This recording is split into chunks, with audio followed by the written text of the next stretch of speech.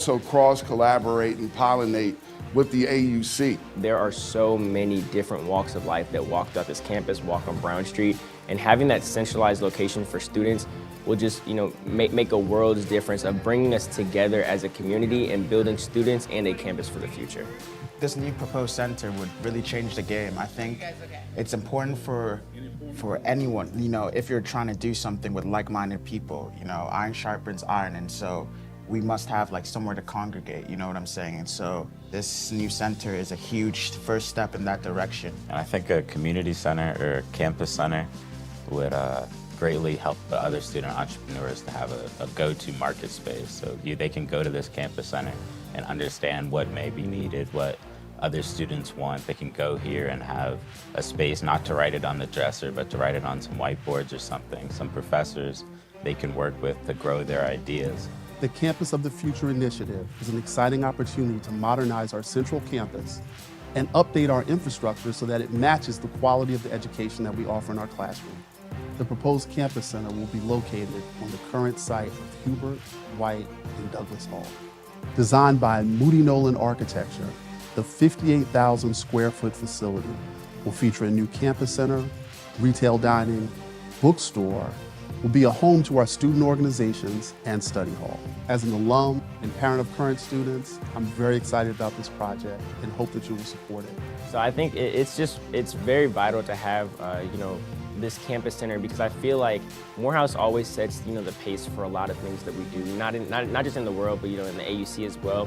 So being able to have this campus center for students to mix and mingle, but not just Morehouse students, but all of the AUC students, I think that's very, very vital, because at the end of the day, we're all working towards one common goal, and that's making this world a better place, specifically as students of color. Greetings. I'm Hodan Hassan, Vice President of Institutional Advancement. I'm grateful to our alumni, parents, partners, and friends for investing in scholarships for our students. We have a significant need to make Morehouse education more affordable. We also have a need to enhance the student experience once the scholars arrive at Morehouse. We hope that you will partner with us to support the construction of a new campus center. The opportunity to build a new major focal point for all students' life in Morehouse is an exciting one. What history has taught us about the gathering of rising Morehouse men, faculty and alumni on campus is that when they all meet in the same space, ideas are ignited that have the power to change the world. Woodruff Foundation generously has committed a $20 million gift to support the Campus Center initiative. We have already secured $40 million, thank you. However, we still urgently need to raise $28 million more to break ground this fall. Please join us. Together, we can make this vision a reality.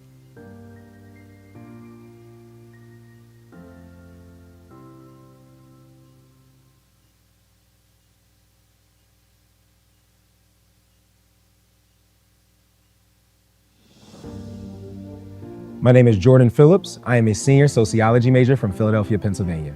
I chose Morehouse College because at the time in the world, I understood how necessary it was to be around like-minded individuals who could help me push towards my dreams, goals, and aspirations. It is now being at Morehouse College that I can say that I made the right decision. My proudest moment at Morehouse College was in the spring of 2025. I served as the coordinator of the Morehouse College Get on the Bus program, bringing them to my hometown of Philadelphia, Pennsylvania, to serve the students of Samuel Fells High School. Through this program, we were able to inspire and engage with the kids, incorporating traits of professional development, as well as understanding the necessity of having a Black man in the classroom and exposing them to higher education. Through this program, we were able to impact over 400 students in the greater Philadelphia area, exposing them to the greatness of Morehouse College. My Morehouse brothers need your support to help achieve their college and career dreams. Give today on this Giving Tuesday, because an investment into a man of Morehouse is an investment into the future.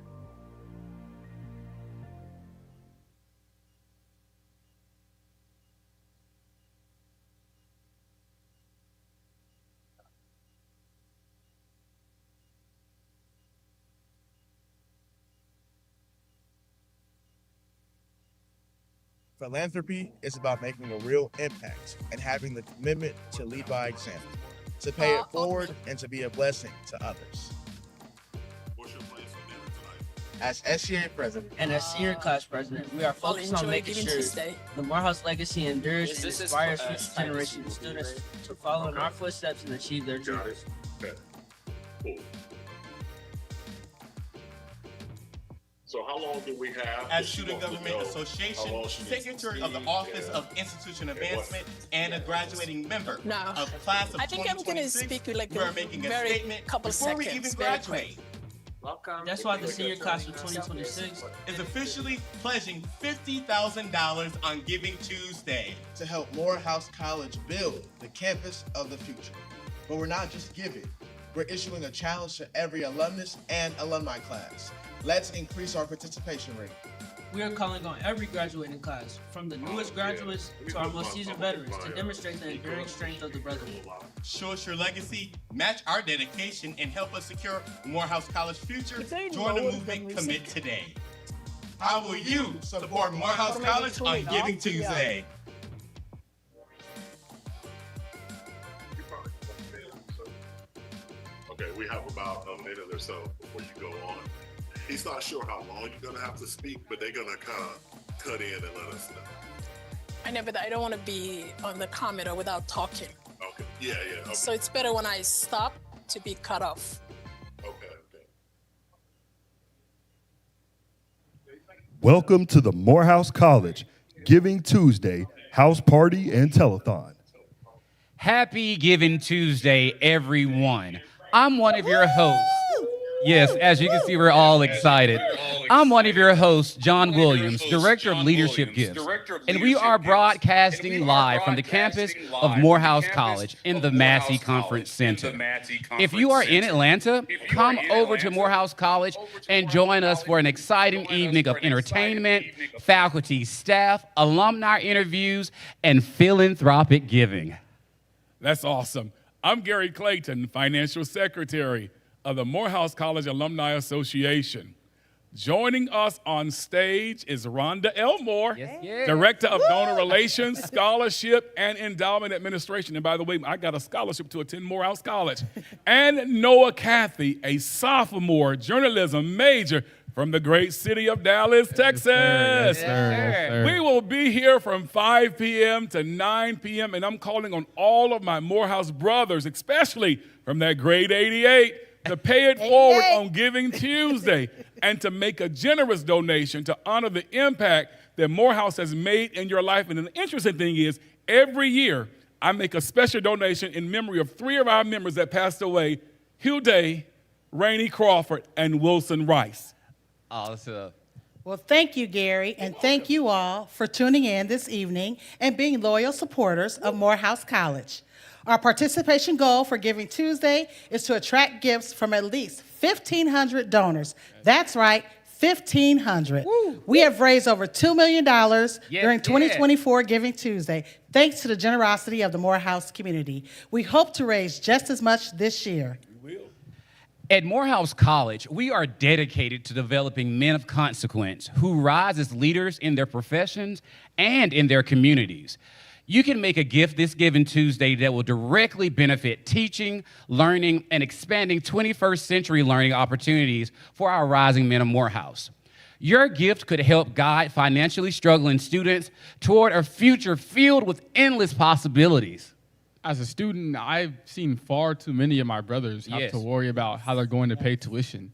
They take on jobs on top of a load full of classes. The financial burden causes them stress, and some must withdraw from Morehouse because they can no longer afford it. Your gift today can help my brothers, our brothers, achieve their dreams of earning a Morehouse degree. You can make a gift to support scholarships, your favorite academic programs, athletic programs, clubs, all of them. No gift today is too small. That is correct.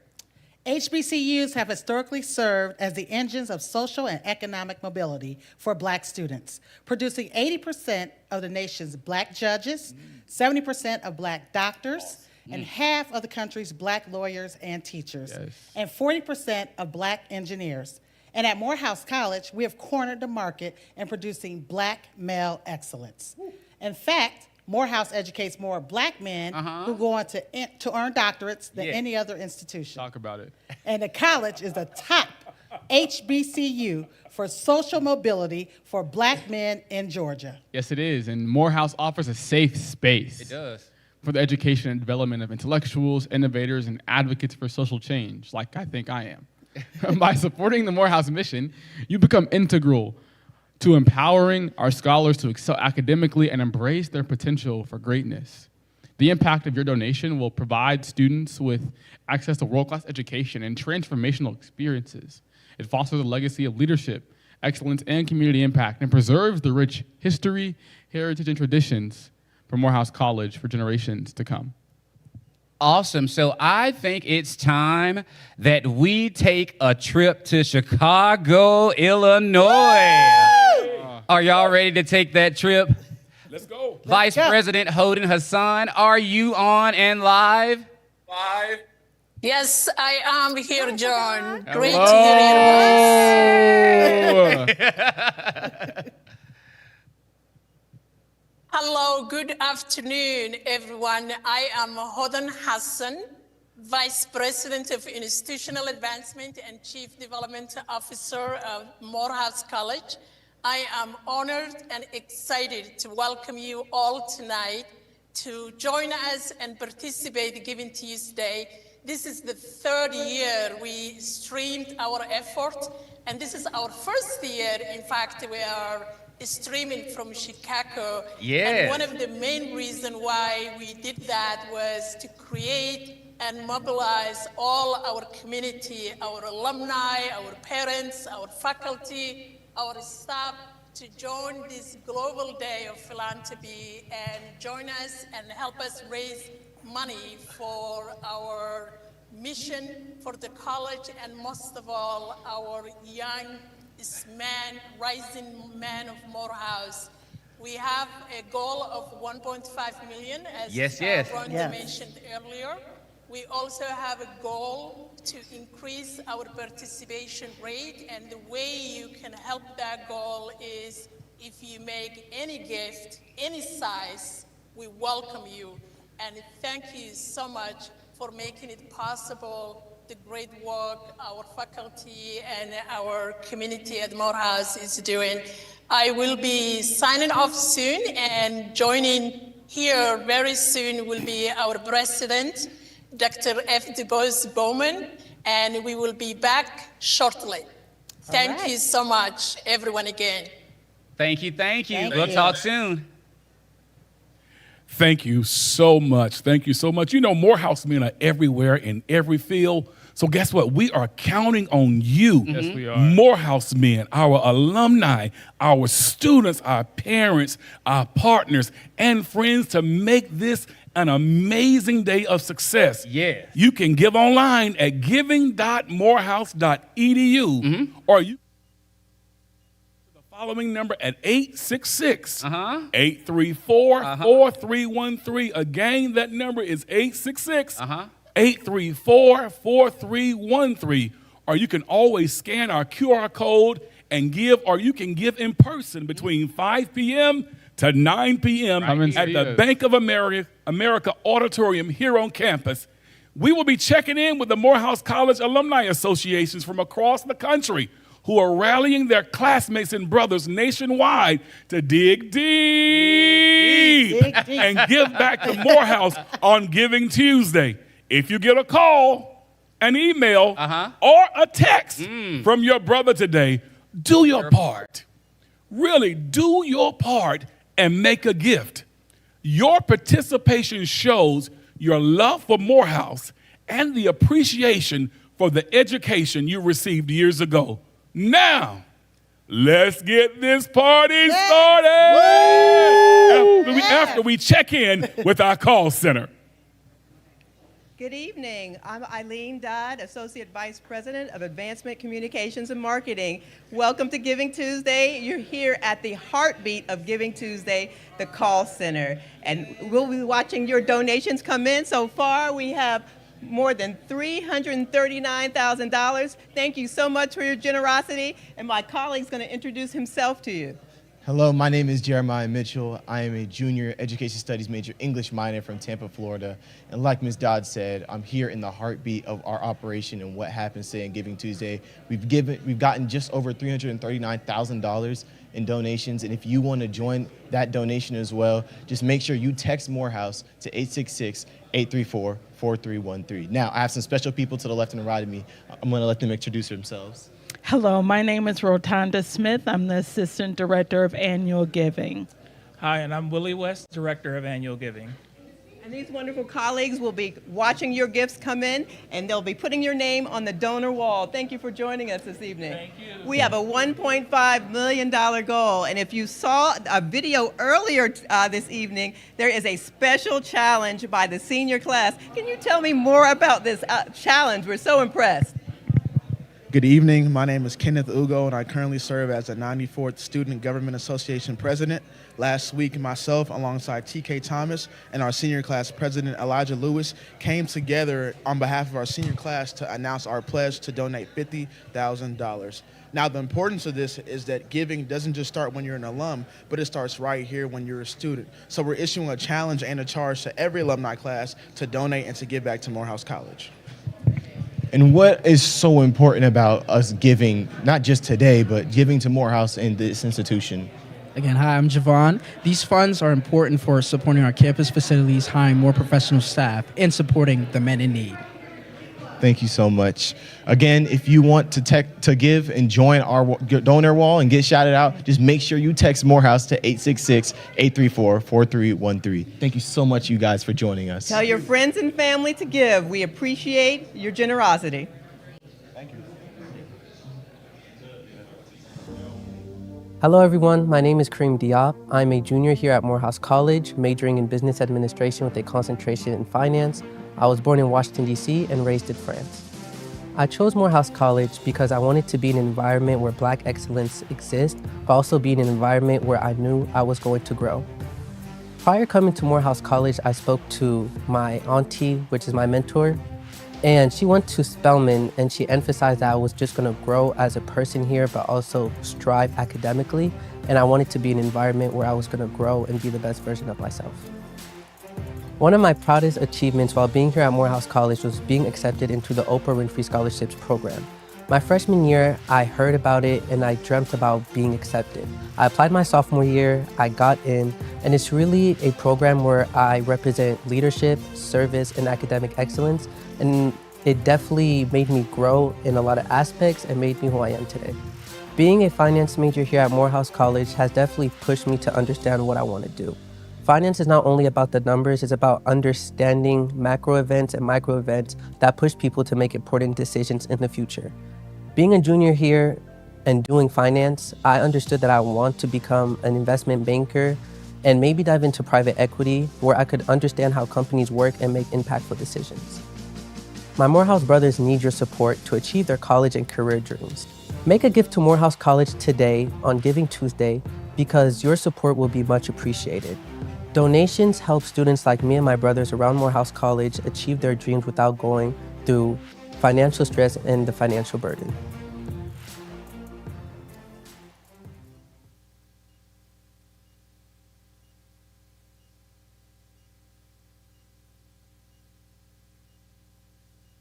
Use the next one if you want.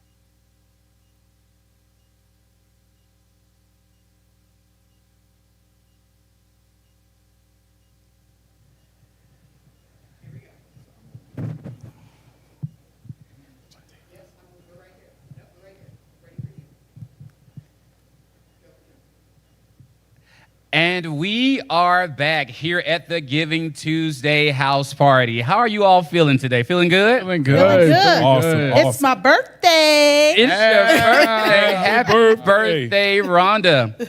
And we cannot go without mentioning the great, the honorable Dean Lawrence Edward Carter Sr. Thank you so much for gracing us with your presence today on this beautiful Giving Tuesday. Thank you for having me. I'm delighted to be with such distinguished members of the Morehouse community. The honor is ours. Yes, sir. No, yeah, the honor is all ours. As you know, we have a plethora of different opportunities for you to give to this Giving Tuesday. You can easily go on to our Give Campus page, click the drop down, and there are several different options that you can choose from to donate to on this Giving Tuesday. Do you have any do you have any options that you would like to give towards this Giving Tuesday, Dean Carter? Which what do you think we need to focus on giving to this Giving Tuesday? Well, as the founding dean of the Martin Luther King Jr. International Chapel, retiring on June 30th, 2026, I have about 3 things at the top of my priorities. Okay. The chapel is the most prominent religious memorial honoring Dr. King on the planet. Its 47-year-old edifice just underwent an $11 million restoration. But we still need assistance at keeping our 40-year-old 6,000 pipe organ functioning properly. And so we're going to have to replace our organ console. That's going to be $1,200,000. Wow. We also have over 1,000 seats in the chapel that have not been claimed or named in honor of your loved ones or significant others. And so we'd like you to contribute to that. And because I'm retiring, the administration has made the decision to honor me with an endowed chair bearing my name. Nice. And that chair won't be for me to sit in, it will be for my successor to sit in. Oh, wow. And that will assist at bringing him in at a higher financial scale than I arrived in 46 years ago. Everything improves. So those 3 things are the top priorities, and we appreciate in advance the help that we know we're going to get, because we're helped every year since I arrived, and everything is going up, up, up, since the chapel is the leading feeder institution in the United States of qualified young men and some young ladies to the leading university-based divinity schools and schools of theology. We're very proud of that, and the work continues. Dean Carter, in what ways in your 46 years here have you seen the campus evolve, and what are you proud to leave behind at Morehouse once you retire on June 30th, as you said? Loaded question there, huh? It is. I wanted to come to Morehouse intensely because on the night that Martin Luther King was killed, April 4th, 1968, my future wife and I were watching a play at Boston University on the assassination of Abraham Lincoln. And I did not realize how deeply Martin King's life had impacted me and how much of a mentor and a hero he was until I received the news that evening that he had reached his ascension. That evening, we walked silently to Marsh Chapel at the heart of the university. And sitting in the back of Marsh Chapel, I prayed out loud, Lord, help me to do something significant for Martin King before I close my eyes. That prayer was answered twice when the president of Boston University stopped the clock on my doctorate and recruited me to be the acting director of the Martin Luther King Jr. African American Cultural Center, and told me that he wasn't going to pay me all the money that salary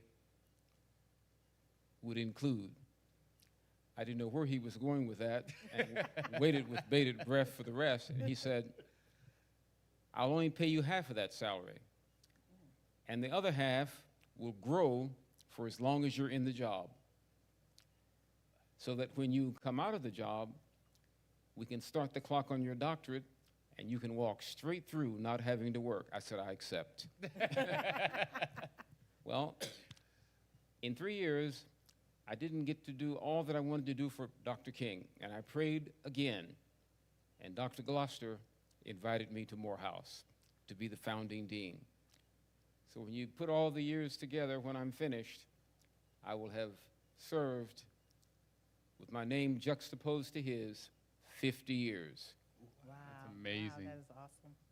Everything that I have done, with the help of many people, especially the alumni, have made me the founder and them the co-founders of the chapel. And so that's why we have over 300 oil portraits. Those are our stained glass windows of international figures whose vocations and missions reflect the legacy and the commitment of Dr. King on peace, nonviolence, justice, helping the suffering, and helping us build the beloved community. My contribution includes that and so much more. Absolutely. Quick question. I know you said you wanted to leave a legacy of fundraising. For those 1,000 shares that are still available, can they purchase those through a payment plan? Because I know I purchased one a couple of years ago, and I got mine through that payment plan. Is that still available for those? Yes, it's called the Cherishing campaign. Yes. And it is advertised on the college's website.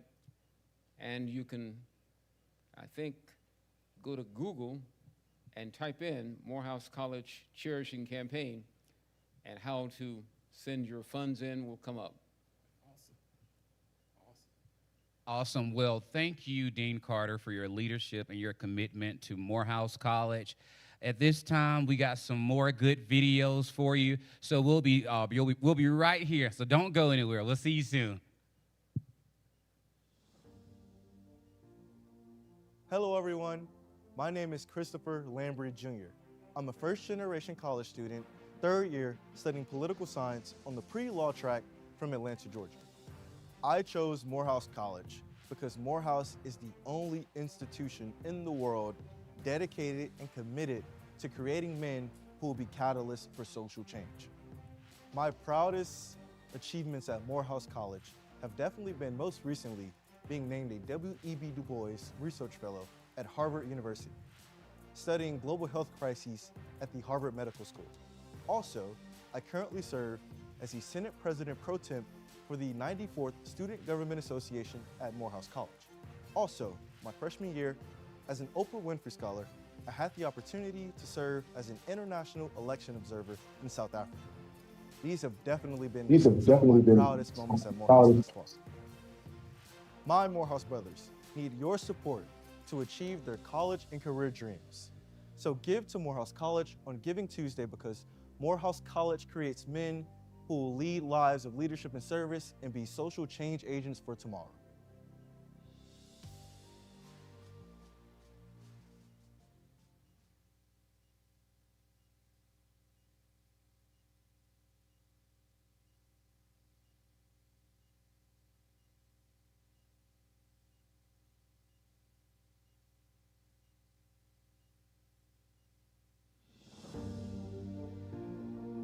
Hello, my name is Claude Hutto, class of 94, Dean of Professional Continuing Studies and Assistant Vice Provost. I'm a Morehouse alum, class of 94. I had an opportunity to come back after finishing my doctorate from Clark-Atlanta University in 2001, and I came through the ranks as an assistant professor, associate professor.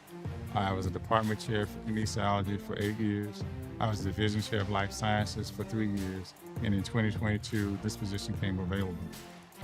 My research is based on student retention and the quality and availability of student services. So I've always been committed to ensuring that students have the opportunity to finish.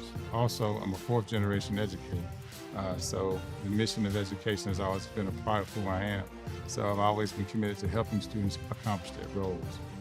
In 2021, we had the co-valedictorian, Mr. Walker Kim, and we had Mr. Amari Paris, who was the salutatorian. We have 2 residential programs in the division. One is kinesiology, sports science, and physical education. We have approximately 125 majors there. Education department has approximately 40 majors there. And Morehouse Online has an enrollment of to 310 students at different points in time. So the thing is, historically, in the last 25, 30 years, is the number of black men who actually go into teaching and retaining teaching is very low. So being Morehouse's mission in developing black men for leadership and service, it coincides with making sure that we provide teachers, men who are interested in teaching, especially when we go into STEM fields and that kind of thing. We need to have more follow their directions, always in the classroom as examples to look at and people. encourage. Okay, I know. With the way they have it Morehouse, the set up, Division of sometimes Professional Continuing Studies came online cameras in July and then a person 2022, here, and so they part can of the do that. strategic plan Looks like is this Morehouse one. Beyond Borders. So it extends Morehouse's brand beyond the residential campus. So it's a great opportunity. It's one of the things that we need. Our students need scholarships. Our students who are coming back to complete their degrees need scholarships. Our education majors need scholarships. And the kinesiology majors need scholarships. So one of the things that we need scholarships for our students. And we also need to bridge the gap of our hands-on experience that we need in kinesiology. We need laboratory space. We need 4 different areas of labs. We need biomechanics. We need exercise physiology, human physiology, and sports medicine to address the issues in kinesiology. Will we be able to leave the sound We're on looking when we're for going, partners or we have to to help kill us this expand sound? and develop some of these things, these initiatives that we would like. We want to build partnerships with graduate schools. We've had relationships with R1 institutions, such as University of Tennessee, Knoxville, and their School of Kinesiology. We've had informal partnerships with Auburn University's kinesiology program. Dr. Gilbert has established partnerships with some of the Ivy League schools and getting some of our students there opportunities to get into their graduate programs, University of Pennsylvania, as well as Harvard. Usually, based in the recent years, 90% of our students who graduate in kinesiology, sports, and physical education have a 90% placement in graduate professional school. So that's pretty good. But I think one of the things that in these partnerships that we've had is that we need to make sure that they're well prepared with hands-on experience. When we look at renovating the space in kinesiology and the existing space, it's about $2.5 million. And then also looking at endowed professorships and try to bring in new professors. I think the seed money for professors and endowed professors is from $2 to $3 million. Also, when you think about scholarships, those scholarship dollars, you're going to look at least $3 million in scholarships to try to sustain those scholarships over 4 years. So that would be great to get started there. People should give to Morehouse College and Giving Tuesday because we'll help transform the leaders of tomorrow. It's a great investment in how we can change the world in a positive direction to help all people.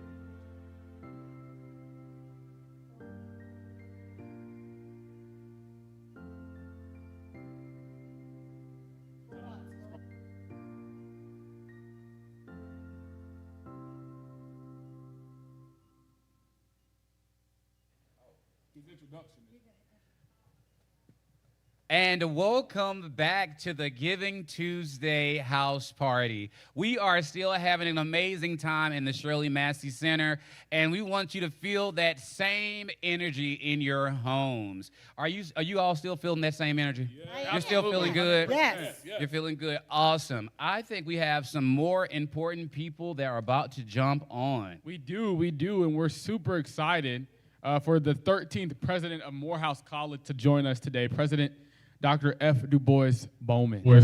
Dr. Bowman is a 1992 Phi Beta Kappa graduate of Morehouse College and an internationally recognized expert in biostatistics, public health, and his research is advanced understanding of mental and neurological disorders like Parkinson's, Alzheimer's disease, depression, schizophrenia, and addiction, and the effects of environmental exposures on the brain development in youth. Before returning to Morehouse, he was the dean of the University of Michigan School of Public Health and held leadership roles at Columbia University and Emory University. Dr. Bowman is a member of the National Academy of Medicine, an elected fellow of the American Association for the Advancement in Science, vice president-elect of the American Statistical Association, past president of the Eastern North American region of the International Biometric Society, and a proud member of the Psi chapter of Omega Psi Phi Fraternity Incorporated. Bio is long. Let's hear more about the man and his mission as our current president of Morehouse College through this video.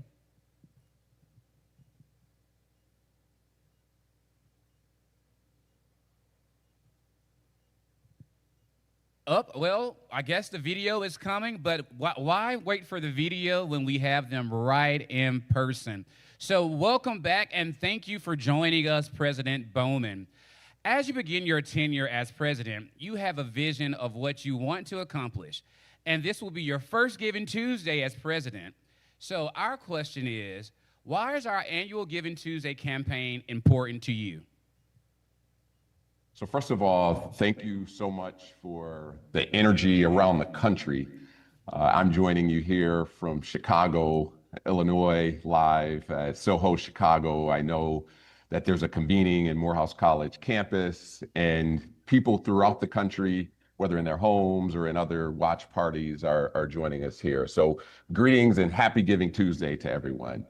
For me, as I think about why Giving Tuesday is important to me, one of the things as an alum walking on the Morehouse College campus 37 years ago that has become more clear, more important, is the importance of nurturing and giving back to our institutions. And for me, there's none more important than Morehouse College. It is a place that welcomed me as a young 17-year-old, played a critical part in my training academically, but more importantly, shaping me as a young man at the time. I would argue still slightly a young man, but it's played such an instrumental role in my life that it's just so clear that we have to give back.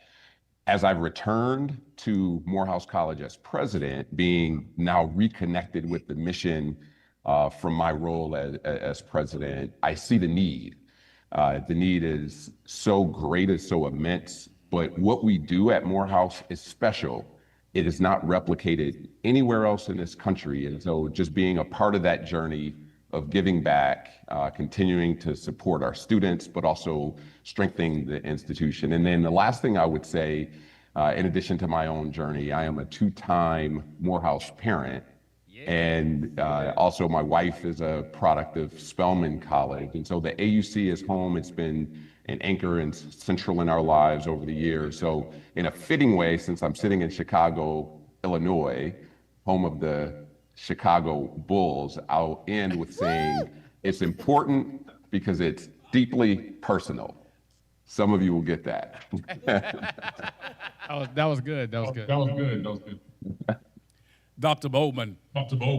In my role as the financial secretary for the Morehouse College Alumni Association, we can't express how important as an organization alumni giving is for Morehouse College.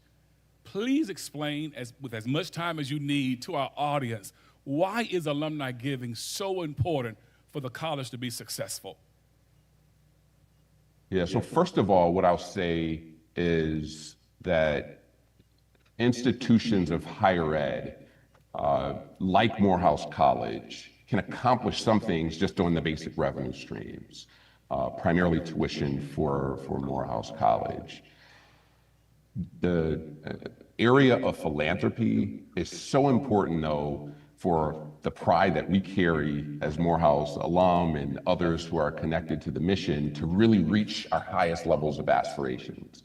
So philanthropy is just starting there becomes so important to our goals, to reaching and realizing our vision.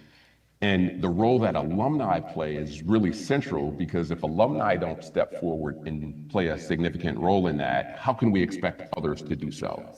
And institutions of higher ed, the giving rate varies. When I learned the giving rate at Morehouse, I took it upon myself as a personal challenge as an alum, but also as president, that we want to make sure that we are increasing that participation rate. So on this Giving Tuesday, I would actually like to issue a challenge that every person watching, 100% of our alumni, but also our family, our friends, our supporters, employees of Morehouse College, be a part of the giving to contribute to the mission and the special work that we do. So please accept that challenge, accept that charge, and participate in the giving today.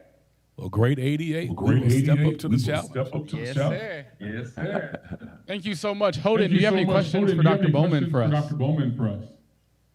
Yes, and I'm so excited. This is the first year Dr. Bowman is participating in Giving Tuesday, and he already actually touched the question I wanted to ask about if you can emphasize why Giving Tuesday and giving to the college is important, especially from our alumni.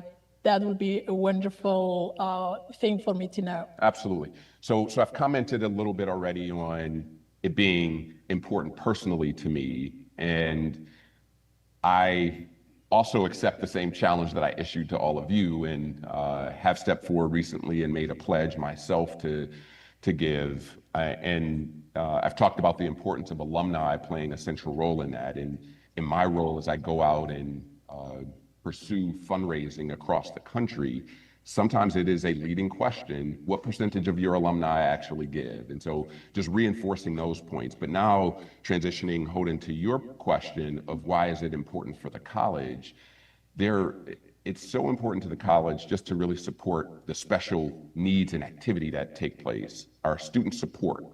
This is a critical moment for supporting students. It is always important, an important kind of backbone, if you will, of our fundraising efforts for Morehouse College. But during this time, we know we are embarking upon some increased financial challenges for families, and we are now structuring mechanisms to be able to support them in their journeys. To say a little bit more about that, we will be faced with a $20,000 per year cap on the Parent Plus loan and a $65,000 aggregate cap from the Parent Plus loan. Without going into details, our students at Morehouse College and their families do borrow in excess to that. And you can do the math. If there's a $20,000 per year cap, that it would take, if you're borrowing at the max, $80,000 at least to complete over 4 years. And so the $65,000 aggregate cap won't allow that. So we know that these challenges are forthcoming. The institutional advancement team and I have been out around the country trying to do fundraising to try to support our families and our students to help them be able to complete their journeys. There are other important things that I think are opportunities for us. I am an alum, as mentioned. Our students who we admit are not the same students that my classmates and I were when I arrived. The world that we are releasing our students to upon graduation, it is not the same world that we entered. So things are changing so rapidly that we'll have to modernize the technology on campus, pedagogy, other things that are really exciting. They're exciting opportunities, but we'll need partnership and we'll need resources to be able to do that. And then the last thing that I would touch on is our campus infrastructure, being able to renovate certain spaces, our academic spaces, our res hall spaces, is something in addition that'll be a challenge. So there are so many just important needs at the college that your giving today will go to help to support. Thank you, Dr. Bowman. And I want to take this opportunity to thank you and Mrs. Bowman for your generosity this early on in your leadership. You are leading us by example, and thank you very much. And I encourage everyone to join our President and First Lady, and also please commit this Giving Tuesday and make it better than ever. Thank you very much. Absolutely, 100% today. Please join me in the effort. Thank you so much for speaking on that. And we have a couple more minutes, Dr. Bowman. It's Noah here. Good to talk to you again. I know we spoke just a couple weeks ago. I wanted to ask more about the many hats that you've worn and the experience that you bring into Morehouse and how all of the life experience you've had since graduating informs your leadership on campus. Yeah, so I've been in higher ed for 25 years and held various leadership capacities at Columbia University, the University of Michigan, and that helps to just inform my perspective of the higher education landscape. And it also helps me be acquainted with excellent models for structuring work and processes and operations.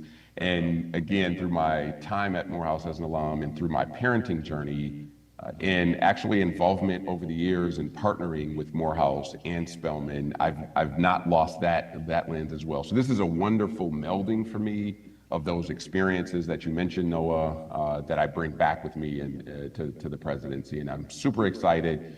I've really enjoyed the first 4.5 months of my presidency. I've enjoyed connecting with many alumni, not only in Atlanta, but around the country. Excited to do that in Chicago here tonight. And so as you begin, I know you've hit on it a little bit briefly, but what are some of the main goals, main projects that you're working on in these first couple of months since you've taken the job? So the things that have risen in my conversations as I've been interacting with students, staff, and faculty at the college, and then interacting with alumni, one is really focusing on that student experience and trying to optimize the student experience. There's a lot that goes well at Morehouse, traditions that we have that contribute to that, but I'd love to be intentional about that during my presidency. Academic excellence is another one. Supporting our faculty and the work that they do. I commented earlier in my remarks about the rapidly shifting landscape and the interface of technology, and making sure that we are at the front of the pack, if you will, and we're resourced to be able to pursue that work. But that's something that I'm going to focus on during my time. There'll be some programmatic themes that develop there as well. And then our operations, using technology again in an AI and technology-driven manner to support and improve our operations across the college will be a third one. And then lastly, our campus infrastructure, really making sure that we modernize our spaces. We have some exciting work underway on campus. Now, other things that we're building toward, but also some of our academic spaces that we'll need to still get to in the future. Awesome, thank you so much. And I humbly admit that. But Dr. Bowman's son, Brandon, is a member of my class, the grade 28, so I know we have the grade 88 on stage. We also have the grade 28 stage, no offense, no intent to date you, but we're super excited for your re-engagement in the community after years of service, a Benny Award winner, a two-time parent, as was mentioned, and a person that's given almost half of his life to Morehouse. So we're honored to have President Bowman back in our midst every single day, despite his commitment to Morehouse in the long term. He said he's a part of the great 2028. That's 40 years to catch up with the great 88. And so, Dr. Bowman, I thank you for issuing the challenge. You want to issue a challenge to the class of 92, maybe 93? Yeah. I challenge 89. I challenge 87 and 86 to step up to the plate. I challenge my fraternity, Kappa Alpha Psi Fraternity Incorporated, to step up to the plate. Any personal challenges you want to do, Dr. Bowman? I think all of those are wonderful challenges.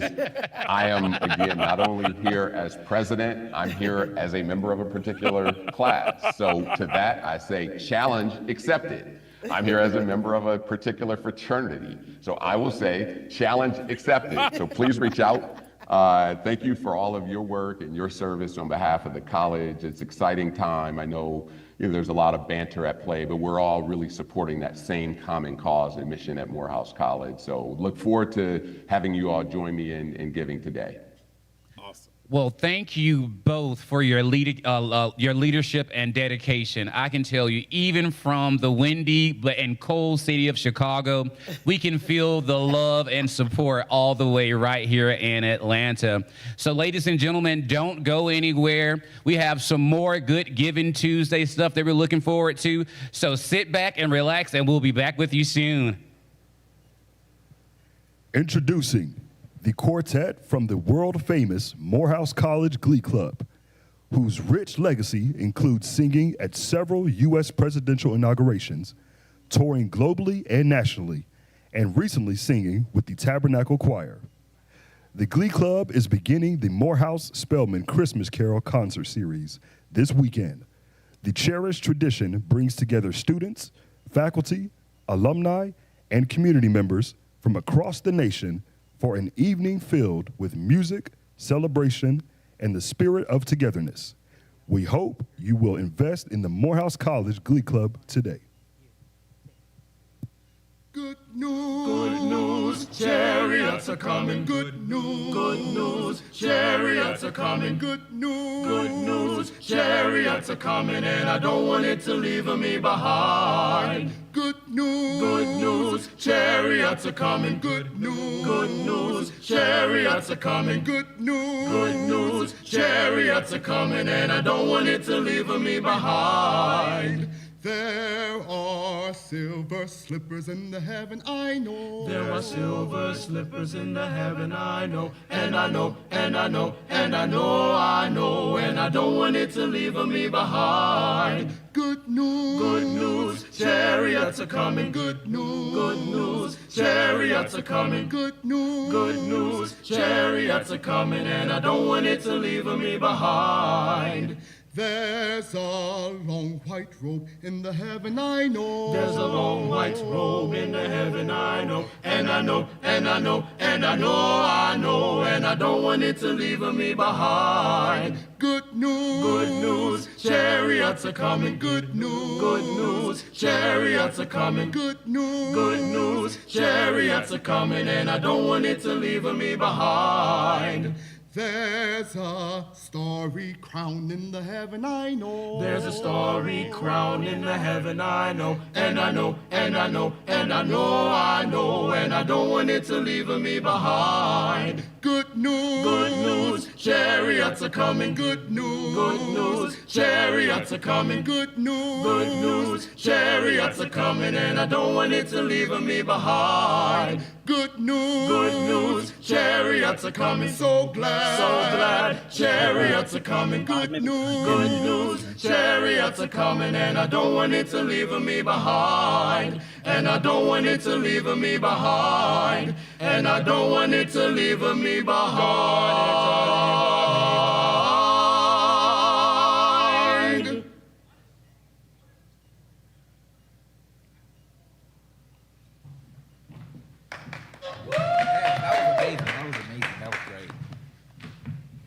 Yes, yes, yes. Let's all give a round of applause, virtual hand claps in this case, for our wonderful Glee Club. Hey. My name is TK Thomas. I'm a graduating senior from Flint, Michigan. And my name is Jamar Crawford. I'm a freshman theater major at from Riverdale, Georgia. And we have a special guest right here, the legend, the Dr. Morrow. May you please introduce yourself? Thank you. My name is David Morrow.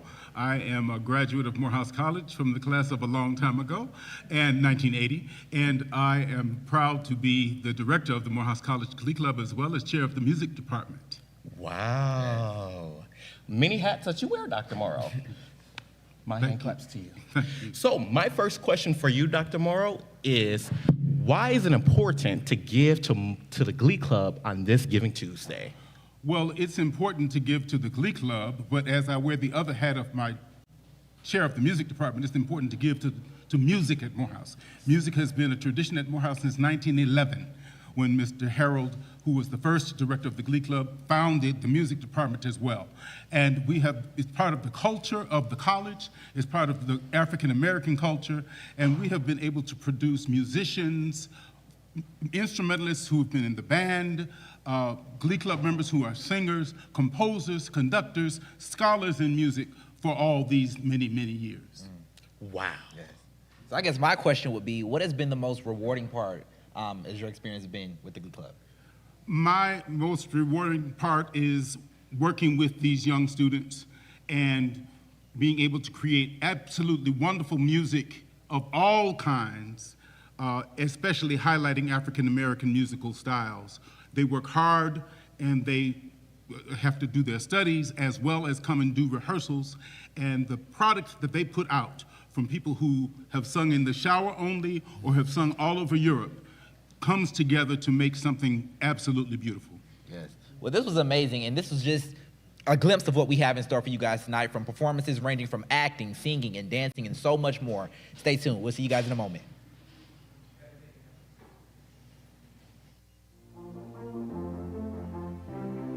Hi, my name is Ronald David, and I'm a senior studying finance here at Morehouse College from Chicago, Illinois. My proudest achievement while attending Morehouse College has been being elected as the president of the Morehouse Business Association. It has been an honor and a privilege to lead and serve on a large scale. My major in business and finance has impacted my learning and career aspirations by helping me to learn more about the world of business and finance, but by also giving me real-world experience and equipping me with the skills to succeed in the business industry. My Morehouse brothers need your support to achieve their college and career dreams. Give today on Giving Tuesday because your support has a bigger impact than you may know.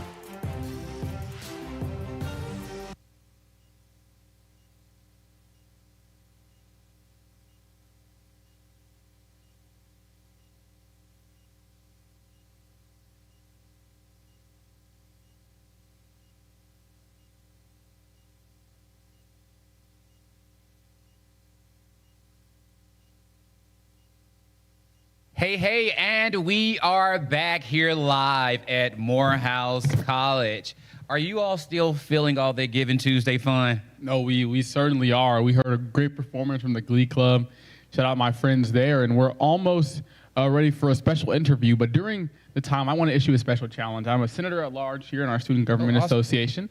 Second year in SGA, was an intern to the SGA president, 93rd SGA president last year. And this year, Student Government Association has our own giving portal. You can give to SGA. Oh, wow. You can give to our events. You can give to Get on the Bus program, which was highlighted earlier, where we go to schools all across the country, from Atlanta to Philadelphia to New York to Los Angeles. We went to New Jersey this year. And we are going into and empower students at our schools. It's a program driven by data that allows us to go into areas where African American men excel higher than normal, but don't go to college as much as they should. And so our goal as Morehouse students is to go into these communities and empower them, if just for a day, to give them a tie, to say an encouraging word, to play a few games, to empower their spirit, to see college as an option for them. And there are two students at Morehouse now, Aaron Burnett and Makai Bay, who actually were in Get on the Bus and then applied to it and enrolled in Morehouse. So we are happy when they come here, when they come to our school, but the goal is to get them to go to college at all. Any HBCU, any university that's accredited in the country, we want black men in college more often. There's a stat that was shared with us during our NSO experience, is that Morehouse College has the highest concentration of African American men learning at the same time. And so this campus provides that opportunity. And so we're super excited to talk about one of those opportunities today with us as our guests are walking in set here. We're super excited to talk about our CTEMS program, the great media innovation going on. I'm a journalism student on campus. And so with our three guests, please introduce yourselves. Hi, my name is Avery Williams. I'm the assistant professor at the Cinema, Television, and Emerging Media Studies Department at Morehouse College. Awesome. Thank you, Professor Williams. Yes, and I am J. Lee Michael. I am the founder, author, and the executive producer of the eAthlete, and I'm also CTEMS class of 2016. And hello, I'm Dr. Stephanie Dunn, and I am a professor and the chair of Cinema, Television, and Emerging Media Studies, better known as CTEMS. Awesome. Thank you all so much for coming. And speaking of challenges, I heard that my classmate in the sesquicentennial class of 2017 is joining me on screen. Brother Terrence Day, are you live in LA? Hello, can you hear me? Hey, bro. What's up, Jontavius? It's so good to see you. Hey. Yes, man, this is so cool. So this is one of my classmates. We actually had the opportunity to walk these hollow grounds of Morehouse College together. So this is a full circle moment. And we are super proud of all the work that you are doing and how you're representing all the alums of Morehouse, man. Thank you so much. It's an honor to be here. An honor to see Dr. Dunn, Professor Avery, and another classmate of mine. Hey, Mike. I'm happy to be here. Yes. So, brother, tell us. I know that you're working on a lot. Can you tell us about the TV show Forever, man? Tell us about how all that came about, and tell us all the good things about it. Absolutely. Well, first and foremost, I'm class of 17, like Jontavius said, and graduated going through CTEMS, where I literally learned everything that I know. And I studied film, TV in that environment, and left the program and went directly to NYU, where I continued those studies. And through that experience and those relationships, was able to parlay all of that education into eventually a job working for Netflix, where I'm at now, working under the visionary Mara Brock-Akil, who is the showrunner and creator of the series Forever, which is a book adaptation of a book that Judy Blume made in 1970, and Mara revamped it, and it focuses on a young Black boy coming of age in LA in 2017. Around that time period, a lot was going on, but it's all his first love. His first time navigating the world in a new way. And it's an honor to be able to take some of the education I learned coming of age on a predominantly all Black male campus and to be able to apply it in this way. So I'm very, very honored. Definitely. Awesome. So bringing it back to campus here with our guests briefly, can you talk about the programs you are all involved in on campus and kind of how that shapes the culture and reflects the emerging media for African American students? Well, I guess I would jump in and say that the mission is to nurture transformative storytellers. I mean, that's the mission. Terrence Day and Michael Scott here are fine examples of that. Yes. So we do the work of teaching from the page to the screen, film production, but it really does revolve around the storytelling. And so, CTIM's mission is to give these guys sort of the fundamentals so that they can take them, they can go to graduate school, they can go out into the industry, they can develop their own platforms like Mr. Michael Scott Gisele here has done. He's got this fantastic platform that he does. So, yeah. One of the things that we talk about years ago, if you remember, the audience, Oscar So White. Everybody was a big campaign. Like, oh, we need more black stories. We need more black people in front of behind the camera. We need more black people in the studios making decisions.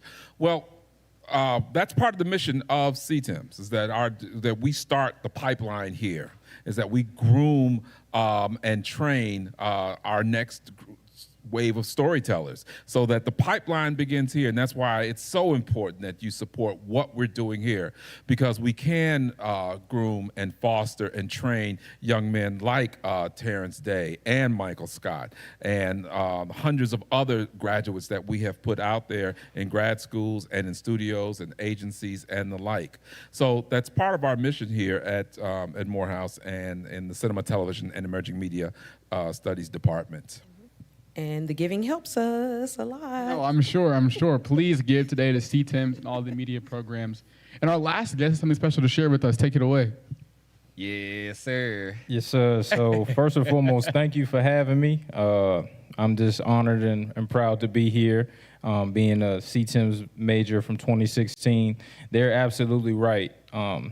My maturation as a storyteller, and I call myself J. Michael now. J. is an ancient African profession where they create and heal communities through storytelling, and that was definitely birthed and started here in their classrooms.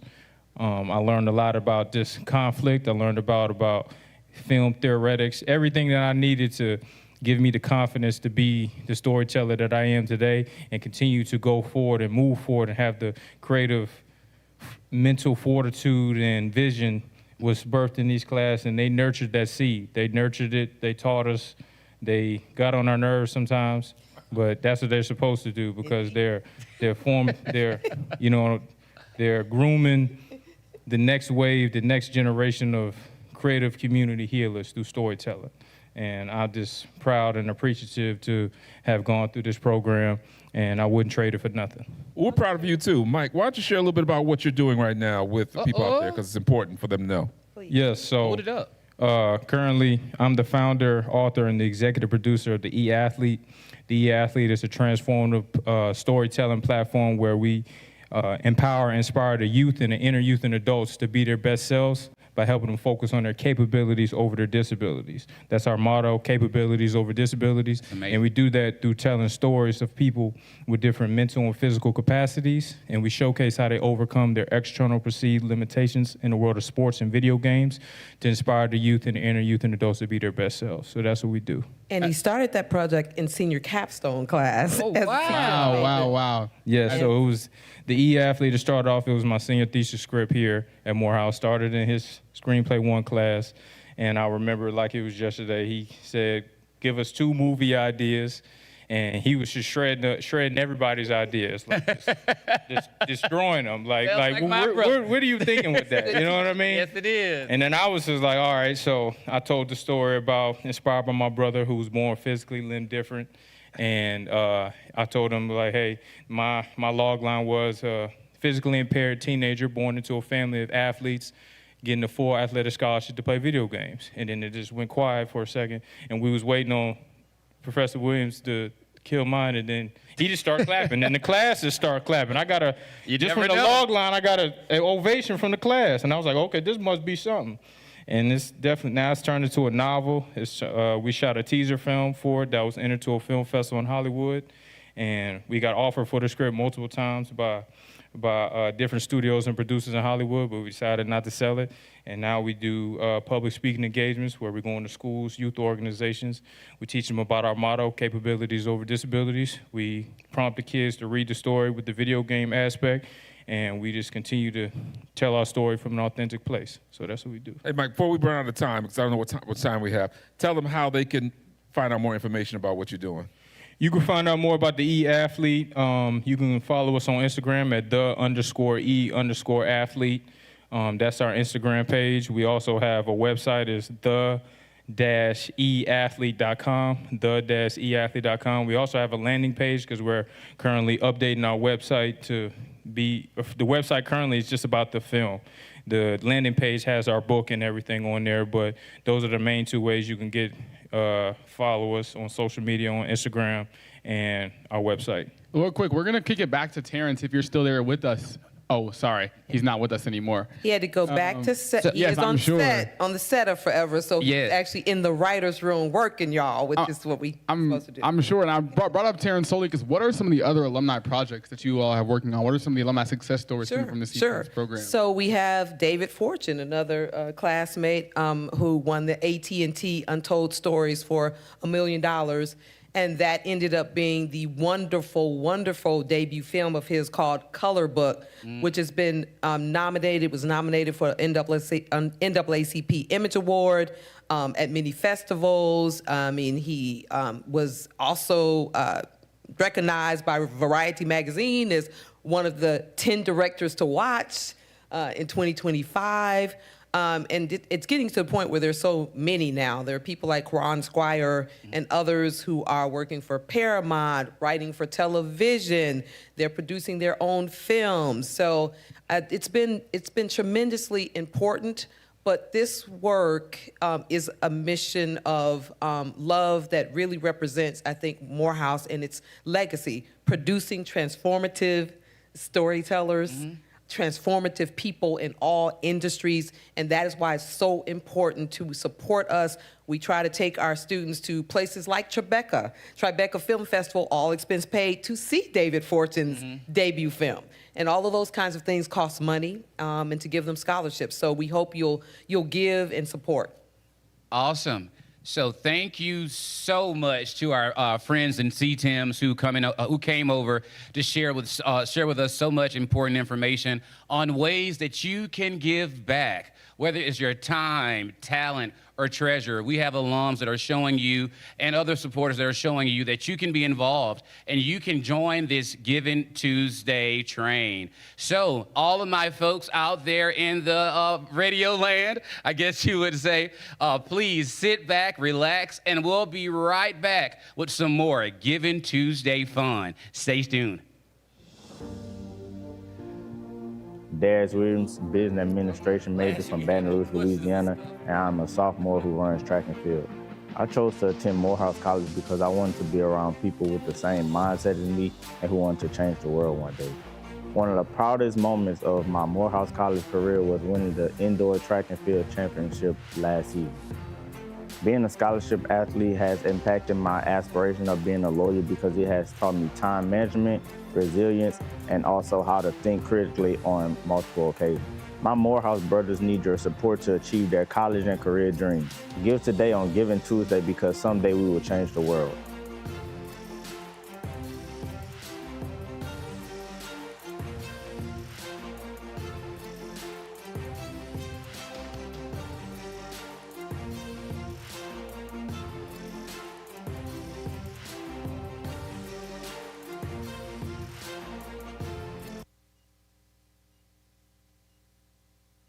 Welcome back to the call center, the heartbeat of Giving Tuesday. The noise you hear behind me are our student callers calling you, so pick up the phone and give. So who's been giving so far this evening? Now, I got a few names here that we can read off. I got Gordon Joyner, class of 72. He donated $10,000 to the President's Innovation Fund. I got Javaro Edwards, class of 92, donated to our football fund. Jeffrey and Sylvia Wright donated to our football fund as well. And Alicia Azali also donated $2,500 to business and economics. Thank you so much for your gifts. And if you guys want to be shouted out as well, just make sure you text Morehouse to 866-834-4313. We appreciate your generosity. Call on your friends and family to give. But right now, we have some scholars here to introduce themselves to you. Hello, everyone out there. My name is Elijah Pinkney. I'm a senior journalism and business administration double major from Prince George's County, Maryland. Hi, everyone. My name is Sidney Morris Dorsey. I'm a junior business finance major from Chicago, Illinois. And why did you choose to come to Morehouse College? So one, of course, being an athlete, I knew that I would get the opportunity to play baseball here at Morehouse, playing for the Maroon Tigers. It's always been a joy for the 4 years I've been here. But also I knew that I would get a great education here with my passion at first being in journalism and then adding business on to that passion. And you are one of our star athletes. We're so proud of you. And tell me, why is it so important to give to Morehouse today? Number one, the importance of giving to Morehouse is investing in young black men's dreams and especially their careers so we can continue to make an impact across the world. Thank you so much. And speaking of journalism, we actually have an organization here to celebrate their 100th year in their organization. Can we get our editor-in-chief of the Maroon Tiger to join us? Do you mind introducing yourself real fast? Yes, how you guys doing? My name is Giandre Baldwin. I am the current editor-in-chief of the Maroon Tiger, and I am a communications major from Harlem, New York. Now, tell me real quick, why is it so important to give to the Maroon Tiger? It's extremely important to give to the Maroon Tiger. This year is our centennial year of the Maroon Tiger. We currently have been doing a lot of publishing. We recently just published the Man of the Year magazine. And of course, we would love to publish more magazines, more newspapers, just to get to the audience, our students, our family, our alumni. And it would be best to get more resources, more equipment for us, and even build an HBCU newsroom, one of our long-term goals. So how important is storytelling to the heartbeat of Morehouse College? Storytelling is actually what tells everybody what Morehouse College actually is. Understanding the story of Morehouse College, how impactful Morehouse College is, all comes from the heartbeat, from the soul, from the writing of the students. Being able to express ourselves, the organ of student expression, knowing that MLK wrote his first article here at the Maroon Tiger, it just makes it all the better. As a former journalist, I'm so proud of you. A reporter for 25 years, these students are amazing. So if you want to invest, text Morehouse to 866-834-4313. That's 866-834-4313. So please give on Giving Tuesday and support our scholars. Now, I still have one more question for you, Gio, if you don't mind me asking. Now, this is your first year, obviously, as the editor-in-chief. What's something that you want to accomplish this year that other people can donate to and help get you to accomplish this year as well? So I'll say one thing I do want to accomplish. Next semester, we will be having about five different newspapers coming out once every 3 weeks, just to help people understand exactly what we do here, as well as 2 magazines, one called The Athenaeum and another called The Man of the Year. And we just want to make sure that everything goes well smoothly and that we're published. And we also want to win awards here at the Maroon Tiger before I'm gone in May. Once again, if you want to give to support the Maroon Tiger and our other on-campus organizations, please text Morehouse to 866-834-4313.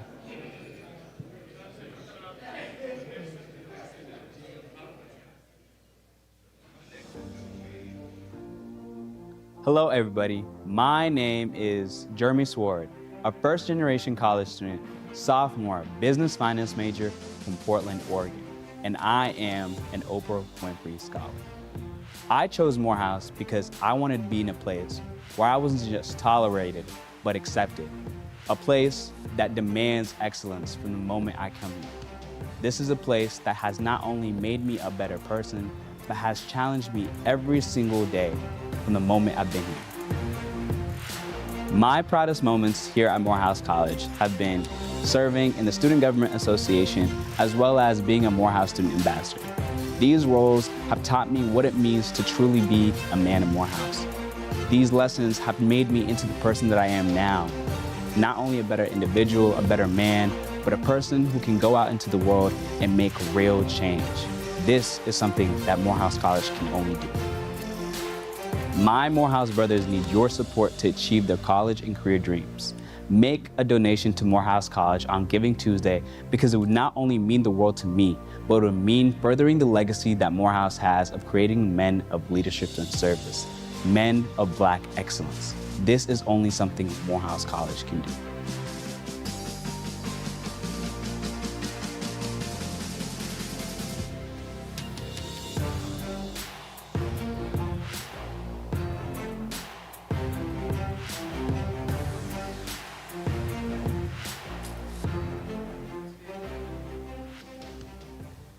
Sit back and be amazed with the performance of Mary Did You Know by Leron Thomas Jr., senior sociology major.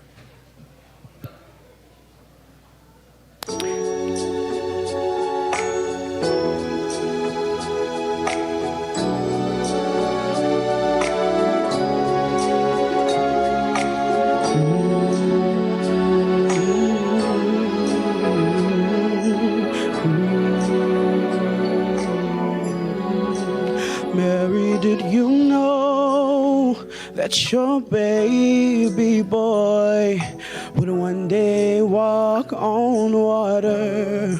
Mary, did you know that your baby boy would heal our sons and daughters? Did you know that your baby boy has come to make you brand new? This child that you've delivered will soon deliver you.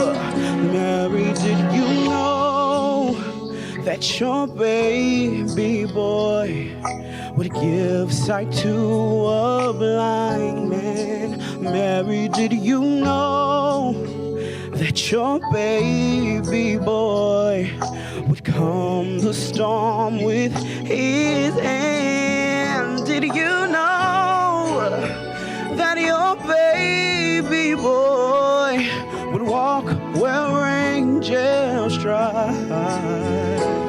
And when you kiss your little baby, you kiss the face of God. Mary, did you know?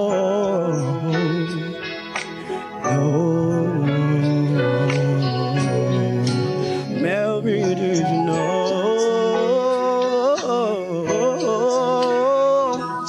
Mary, did you know?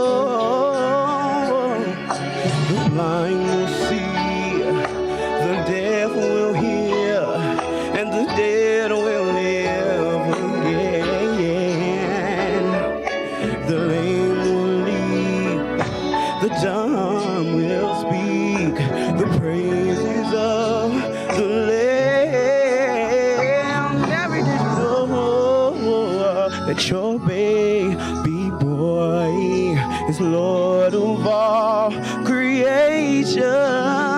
Did you know that your baby boy would one day rule the nation? Did you know that your baby boy is heaven's precious lamb? The child that you are holding is the great I am. Mary, did you know?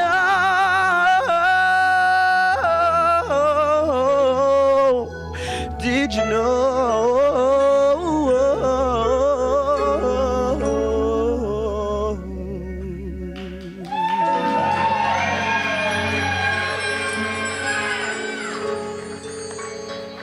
My God. Now I'm telling y'all, see, I wish I could sing like that. How you feel? I feel good, thank you. How are you? I'm feeling good. So listen, I want to ask, where did you find your love for performing at? I'm from Baton Rouge, Louisiana originally, and I went to a middle school called McKinley Middle Performing Arts Magnet School. There I got to sing, act, dance. So I think through those things, I just kind of really loved being on stage. And then I got back to the AUC and reopened that Pandora's box, and I've just been in love with it ever since. So you telling us we got a triple threat? Exactly. Okay, hello. Listen, y'all, this is just a glimpse of what we have in store for y'all tonight. Stay tuned for more.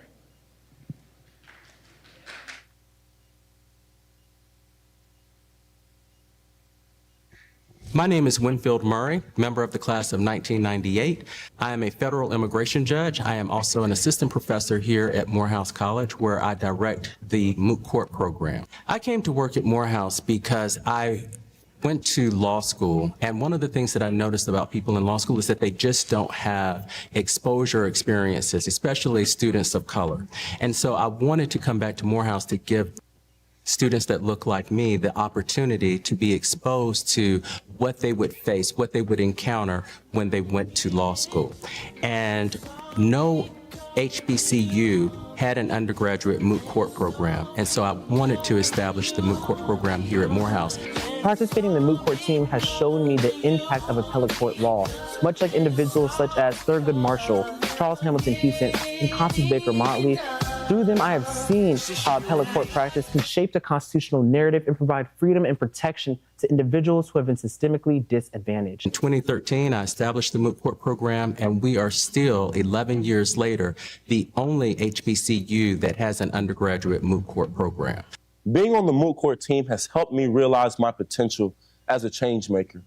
On the moot court team, we engage with the Constitution as it is, real world principles, Supreme Court cases, precedent that governs how society functions in the modern day.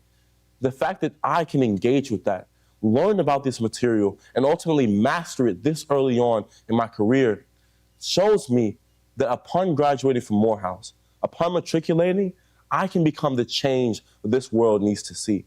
So moot court has helped me realize not only my potential as a change maker, but my ability to transform lives with continued work and ultimately continued support.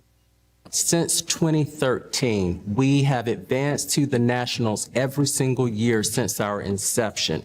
In 2015, we won the nationals, becoming the first HBCU to ever win the undergraduate moot court tournament.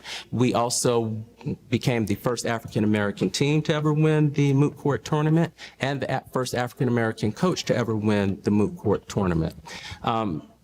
We consistently rank in the top 5 teams in the country. To put that in perspective, Yale undergrad is ranked number 12. I believe University of Chicago is ranked number 15. So we are in the top 5 teams in the country. So the Morehouse Moot Court program is currently funded through the pre-law fair that we have every year at Morehouse. And while that provides for our basic support and has kept us or sustained us since 2013, it really does not provide the full breadth of what the moot court team requires. Many of the other schools operate on a budget that is probably, no exaggeration, 20 to 50 times that Morehouse is able to provide. The problem is that their students get to have a larger number of students on their teams. For instance, this year we have 8 Morehouse students that will be competing. Other schools may have as many as 20 or 25 students that are competing, and they are able to send their students to regional competitions all over the country, which means that they are also able to send more students to the nationals. The fact that Morehouse is still ranked in the top 5 teams in the country and we're only sending a very small amount of teams into competition shows you just how hard our students work and how prepared they are for competition. So right now, the Morehouse Moot Court team operates with a budget of about $12,000, which allows us to go to 1 regional, 1 pre-national, which is required before you go to the nationals, and then the national. To really be successful, we would need a budget of about $25,000 to $30,000. The other problem is that we do not have the resources to submit bench briefs or briefs in support of our arguments, which is another side of the bracket. We are only competing on the argument side of the bracket, which again just goes to show you how great our students are. If we are able to be in the top 5 teams and we still aren't even competing on the other side of the bracket, which is the brief writing portion, imagine where we could be. I firmly believe that Morehouse Moot Court team could be the number 1 team in the country if we were able to compete on both sides of the bracket. It would also allow us to attend more regionals to give more students exposure to moot court and to law school before they go to law school. So the benefits of having a larger budget are just really innumerable. I would implore anyone who is listening to this video to donate, contribute to the Morehouse Moot Court team. The students need you. The Moot Court team itself in general needs you. Again, I cannot tell you how much of a difference the Moot Court team has made in the lives of students. I will tell you that in all of the students that I've had, in the Moot Court program, I can count on 3 fingers those students that did not end up in the top 10% of their law school class. So if we were able to allow more students to participate in Moot Court team, I know that it would make a wonderful difference in their legal career. The Morehouse Moot Court team's appeal to anyone listening to this video would be to donate.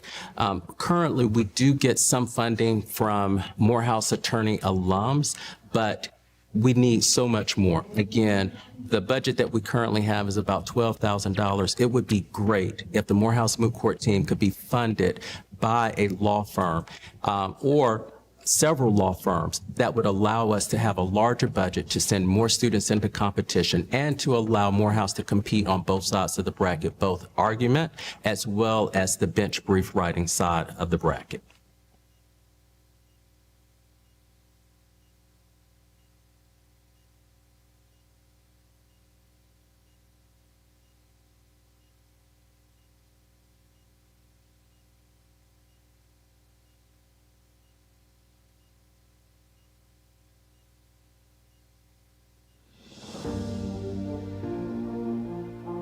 Hello, my name is Isaiah Stevens, a first-year philosophy major, business administration minor on the pre-law track from Ellenwood, Georgia. I don't believe I chose Morehouse. I believe Morehouse chose me. Morehouse was the only institution that promised to cultivate every aspect of my humanity, my spiritual identity, my intellectual identity, and my cultural identity are all at the forefront of the Morehouse curriculum. Here at Morehouse, we don't just train better men, we train world changers. And I knew that if I matriculated through Morehouse, I would not just become a better man, but ultimately, I would become the change that I want to see. One of my proudest moments while being here at Morehouse was being elected president of Hubert Hall, the Soul House. This experience is meaningful because me and my Morehouse brothers were so deeply immersed in the cultural traditions of Morehouse. We learned what it meant to be there for each other, to have our brothers back, and what it meant for iron to sharpen iron, for us to sharpen each other so that we can be at our best. I'm happy to serve these brothers, not only because of the opportunity to serve and improve our dorm, but ultimately the opportunity to serve a group of brothers that I love. So this opportunity is one that I cherish now and will cherish forevermore. My Morehouse brothers need your support to achieve their college and career dreams. Give on Giving Tuesday because your support will open doors and change lives.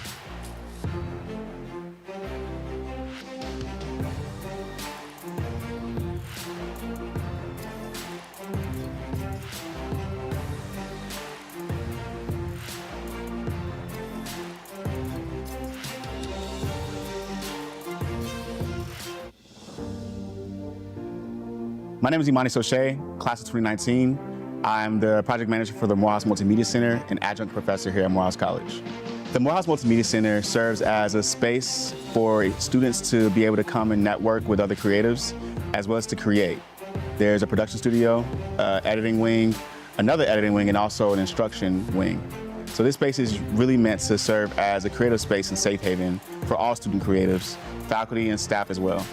Because of the gear that we provide students with in the Morehouse Multimedia Center and the workshops as well, we're able to directly impact the student creatives and the stories that they tell. We're able to provide them with equipment that allows them to go out into the world and create today versus waiting until they get into their grad programs.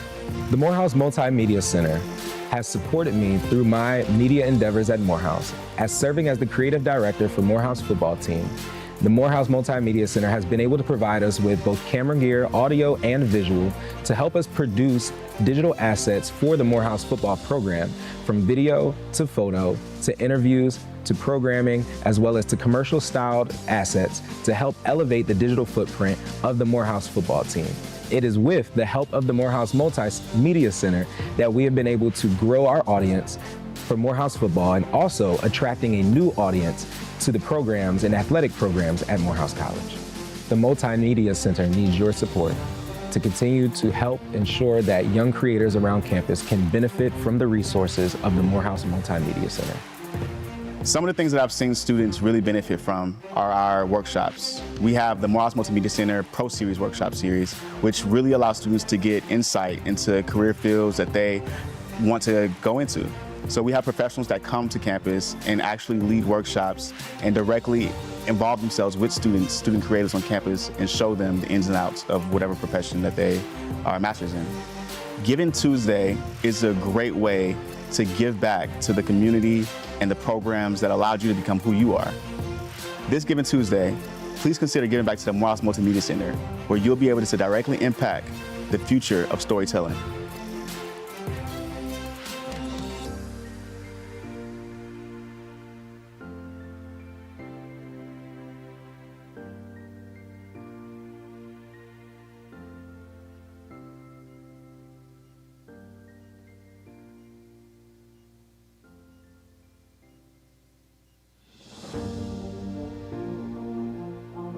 Hello, I'm Dr. Eddie Redd, Dean of the Division of Science, Technology, Engineering, and Mathematics here at Morehouse College. I am an alum, class of 2000, and I proudly serve as full professor within the Department of Physics and dual degree engineering program. The STEM division is proud to serve as the academic home for 9 degree granting programs, which include biology, chemistry, computer science, dual degree engineering, mathematics, physics, psychology, software engineering, and public health sciences. We also serve as the home for both Naval and Army ROTC programs. Together, we form a vibrant community of scholars, innovators, and problem solvers who are committed to advancing discovery and leadership in science and technology.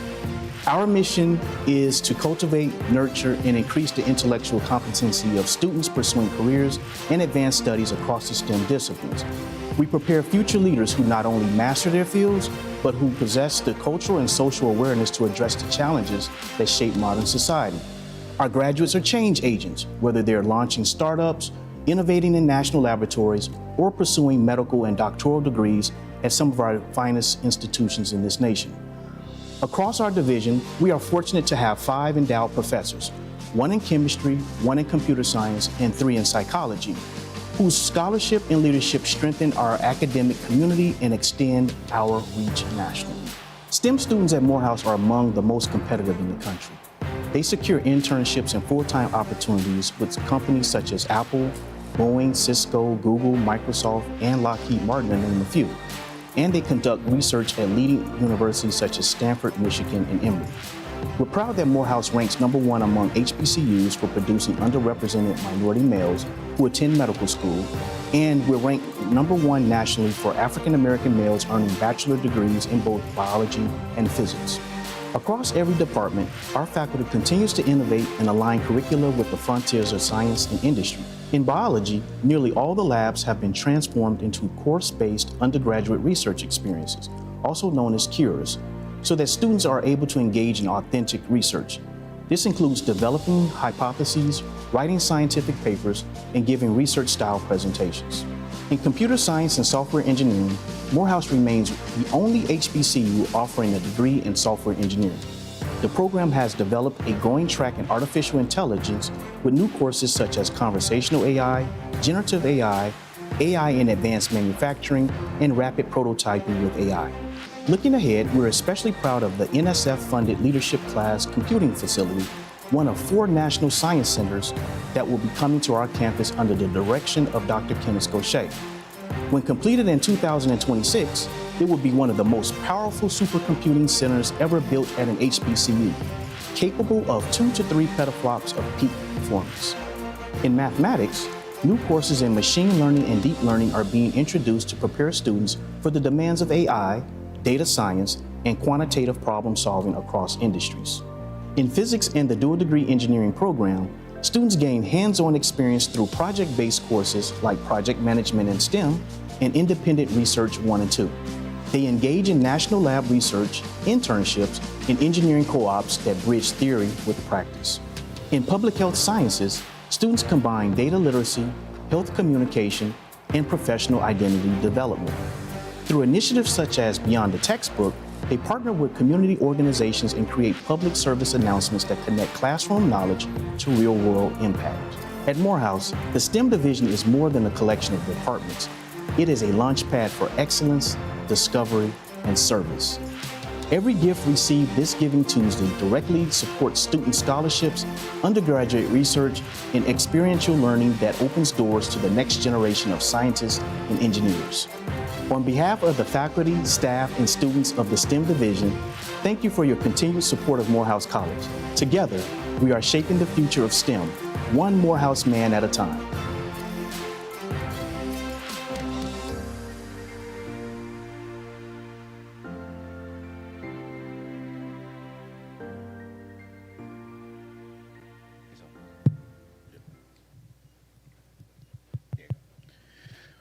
Thank you guys. Welcome back. I'm glad I made it. Thanks for holding the fort down while I flew from Chicago. The beautiful thing about the Morehouse experience, as we all know, is that not only do you get this world-class education that is arguably second to none, right? We would argue that, won't we? Yes, sir, we would. But you can also, but we also know that we welcome all these young brothers into this community, into this brotherhood, and help shepherd them on their way to becoming exceptional men. And we know that this invaluable sense of camaraderie and companionship that's fostered within our community that we refer to affectionately as the house builds friendship that spans a lifetime. That's been my experience. Yes, sir, it has. And speaking of Chicago, let's take another trip back to the Windy City. Vice President Hassan, are you live? Yes, I am. Thank you, John. Thank you, thank you. And we also have another special guest on the platform, Mr. Rodney Parks, the Senior Director of Planned Gifts.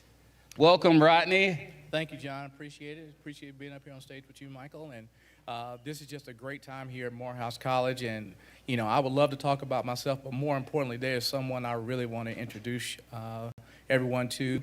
From the class of from 2007, I'd like to introduce Brandon Bell.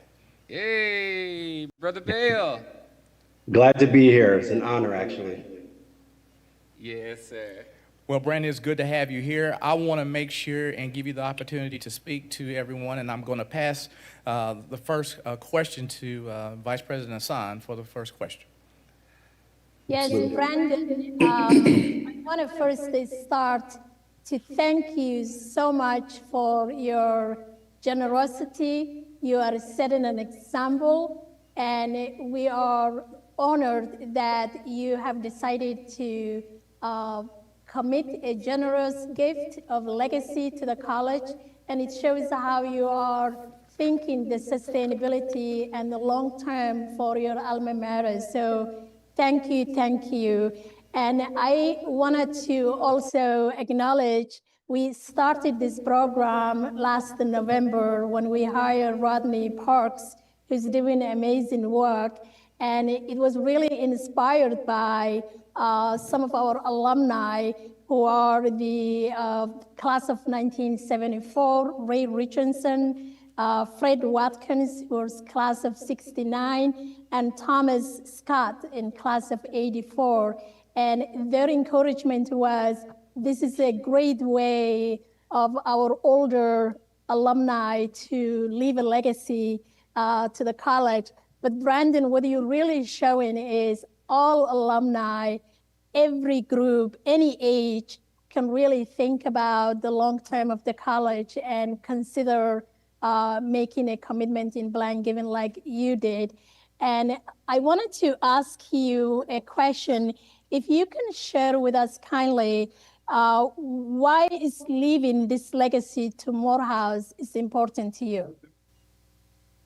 It's very important. I was tremendously blessed with a tremendous business career so far at an early age.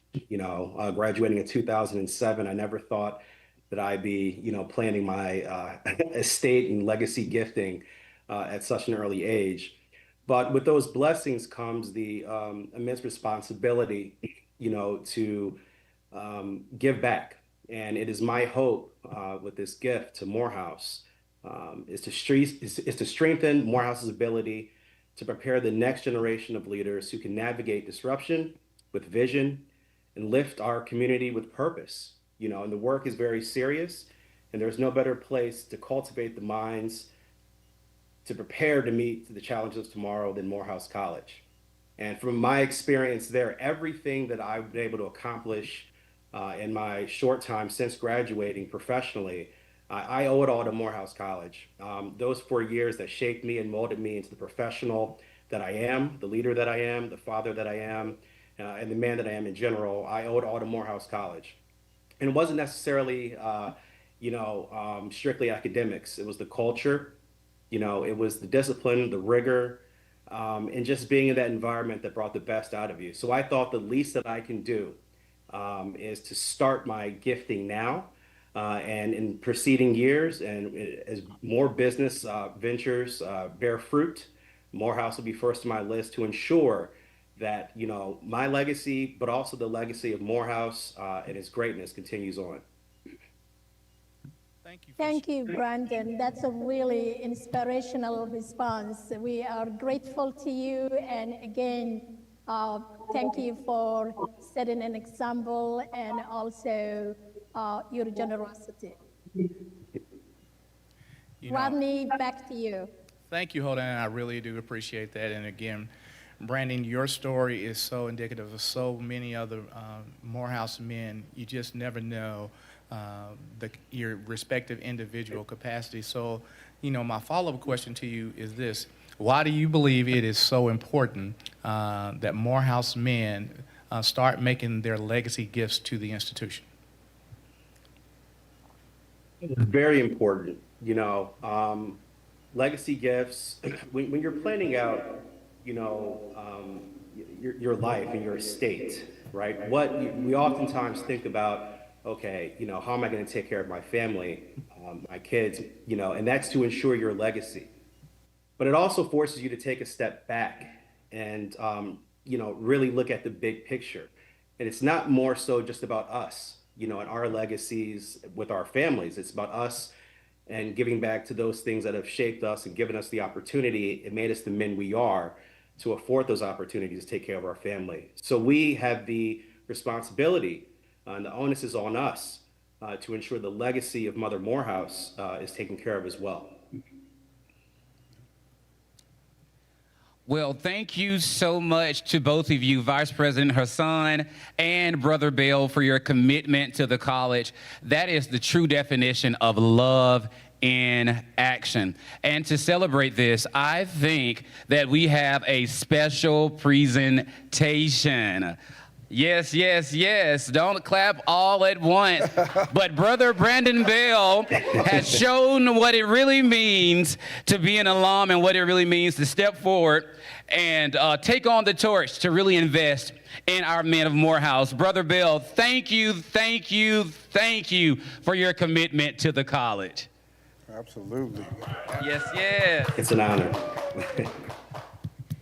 Thank you again. Awesome. So I know that we are all having a great time here in the Massey Center, and we have some more good things going on. And we'll be right back right after this quick break. See you soon.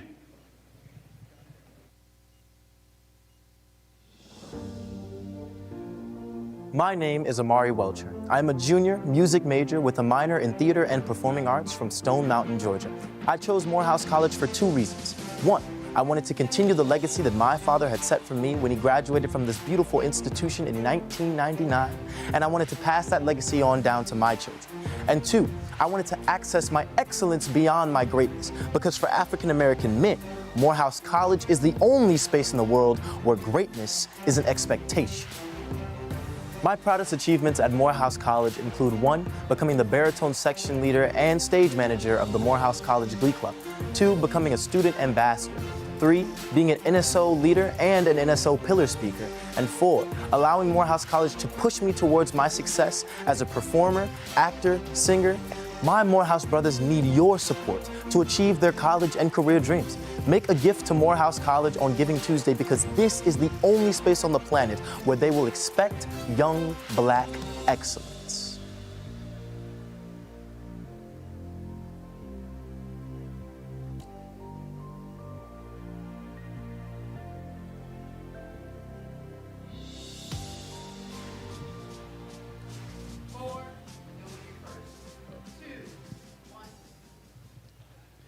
And we are back.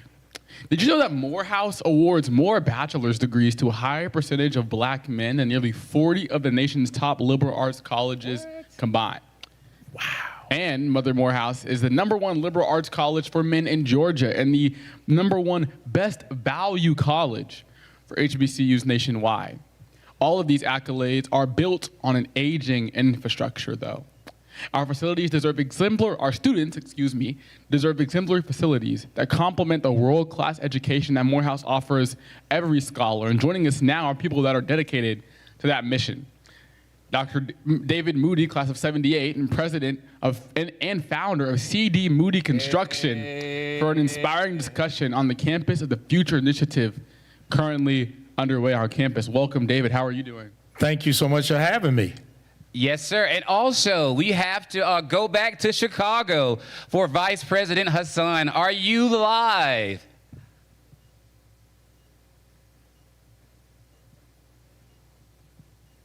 We're still waiting. There we go. Vice President Hassan, how's it going over there in Chicago? It's going very well. We are about to gather, and the alumni chapter in Chicago will be joining us soon and welcoming and celebrating with our new president. Yes, yes. I know that we are all excited to see those smiling faces. So, Vice President Hassan, do you have questions for Brother Moody, Trustee Moody here?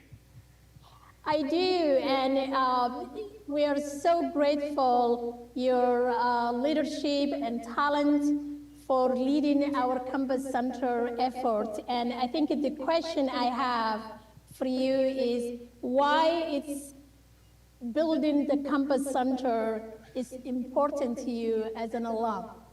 Oh, wow. That's a great question. You know, first of all, I think back when I came to Morehouse in 1974, and I think about the facilities that we had then. And I'm just honored to be part of it because I know we are making sure that our students have the state-of-the-art, everything that we can be proud of. But this student center, let me tell you something. State-of-the-art. When y'all see that, woo, I'm going to come over there for lunch every day. Yes, sir. And we also, we can't miss one of our other alum brothers, Mr. Sule Carpenter. Thank you so much for joining us as well. I am so happy to be here representing the class of 1998. What? 98? We had 88 earlier. We have 98. We had 28. And 78. 78. 17. If anybody from the class of 2008 is anywhere in Atlanta, we will bring you on the show. Please drive to the school. We can move all the 8 classes here with us today. Mr. Moody, talk about some of the features that you're most excited about for this campus center. All right, first of all, it's state of the art, but the architecture is incredible. But then it's going to be a garden area, an outdoor area between the new dorm and this. Oh, it's green space. But the cafeteria and the meeting rooms and the office, it's going to be an incredible place to hang out. You don't have to leave campus to go have a place to hang out, Back in chill, my day. you know, just be together with each other, get your meals, meetings, but then the courtyard area out there between the dorm, the new dorm, it's going to be phenomenal. I mean, I'm looking forward. I might see if I can reapply and get back in, spend one semester just to see what it's like. To stay in the new students, I know that's right.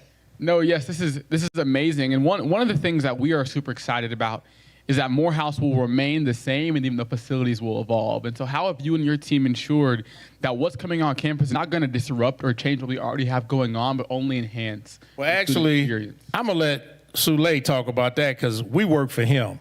And they really handle that, and they got a master plan. But I tell you, the school does. I want to make sure everybody out there understands this.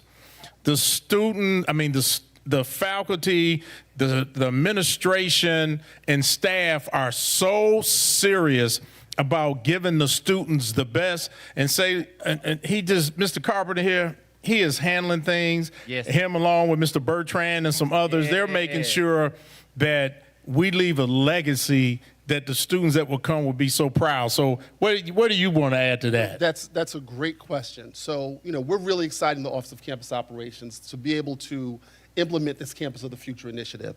This is the first major development opportunity in our central campus since President Gloucester built that central campus, Brawley, Dansby, Wheeler, Hubert White, Douglas. What we're doing really to advance the campus and advance the plan without disruption is really all geared towards phasing the project. So we started very, very intentionally with the construction of the residence hall. We wanted to ensure that our students had housing before we moved forward with the proposed demolition of Hubert, White, and Douglas Hall so that we can make room for the new campus center. Our new student housing will actually accommodate 90 more students than what we have on campus currently. Yes. So we're very, very deliberate in that particular point. Once the campus center is complete, we anticipate moving over to our academic buildings and really giving Brawley, Dansby, and Wheeler Halls a much-needed refresh. And I can tell you this, in that new student housing, students going to be fighting on some of those views. 'Cause them views, when you get up 3rd, 4th, 5th floor, looking, ooh, beautiful. That's right. Man, I'm trying to tell y'all, I'm coming back to school. Yes, sir. And Dave mentioned one important change that we are making. We're adding green space to our campus. Man. Yes. We've got close to 2 acres of green space that we'll be adding between our new residence hall and new campus center. It'll be active green space that our students can actually use and rely on and play and just socialize on that space. Unlike our Century campus currently, which is off limits except for graduation. And I need to add one more thing, and Go ahead, maybe y'all gonna ask the question. But okay. Every penny helps, so y'all donate, doggone it. That's dig deep. I'm trying to tell you, every penny helps. I never forget, when I came to Morehouse, one of my biggest dreams when I was a student was, one day, I hope I could just do something. I never dreamed I'd be able to donate at the level I've been able to donate. Beautiful. But my very first donation was just $100. Man, so you can start anywhere. It doesn't matter, $50. I have a thing that I tell people all the time. If you get in the habit of giving just a little bit every month, it's not about how much, but over your lifetime, you will be stunned how much you will have given to the college and how many kids you would have helped. So folks, go on and write a little money. Send us some of that money. It don't have to be a lot, but come on now. Send a couple of dollars. Y'all making me feel like I'm in church now. Yes, sir. We done took it to church. And brothers, thank you from the bottom of our hearts for actually building that campus of the future that we've all talked about. And speaking of that campus of the future, nothing goes better than hearing some good melodies. So folks, sit back and relax and enjoy the show. We'll be right back. Please welcome a phenomenal talent whose voice truly embodies the spirit of Morehouse. We make a good team. Get ready to be moved. Ladies and gentlemen, please enjoy the performance of Imani Welcher, a junior music major with a theater and performing arts minor.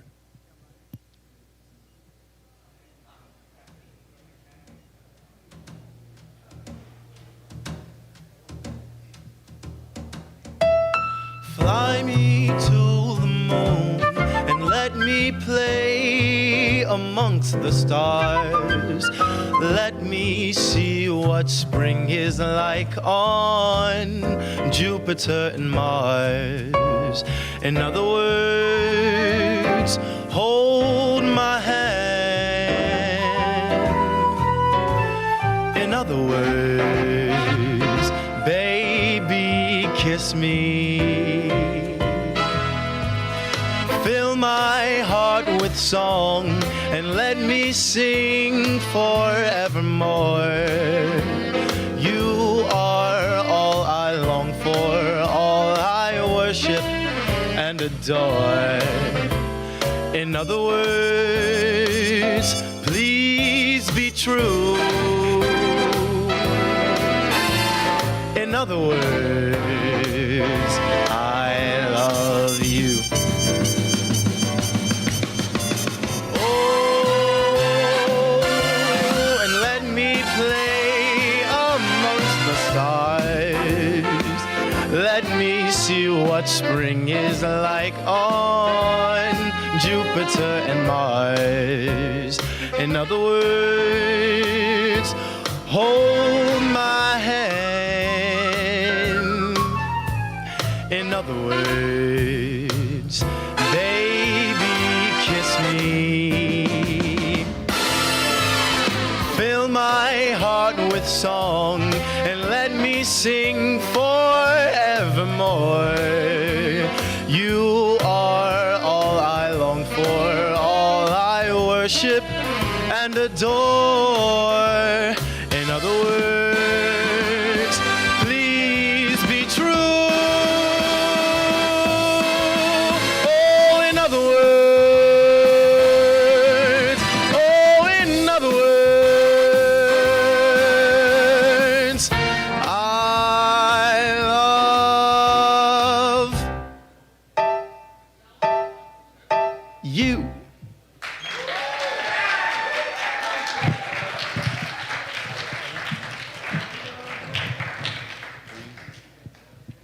All right, good evening, and thank you for joining us again here at Morehouse College for the Giving Tuesday House Party and Telethon. Vice President Hassan, are you all live again in Chicago? Okay, well, joining us on the main stage now is Brother Harold Ellis. He is the Morehouse Athletic Director and Scholar Athlete baseball star Elijah Pinckney, senior dual major in business administration and journalism. And now also entering our third hour, let's check in with our call center and see how my fellow Morehouse brothers are doing. Call center, are you with us?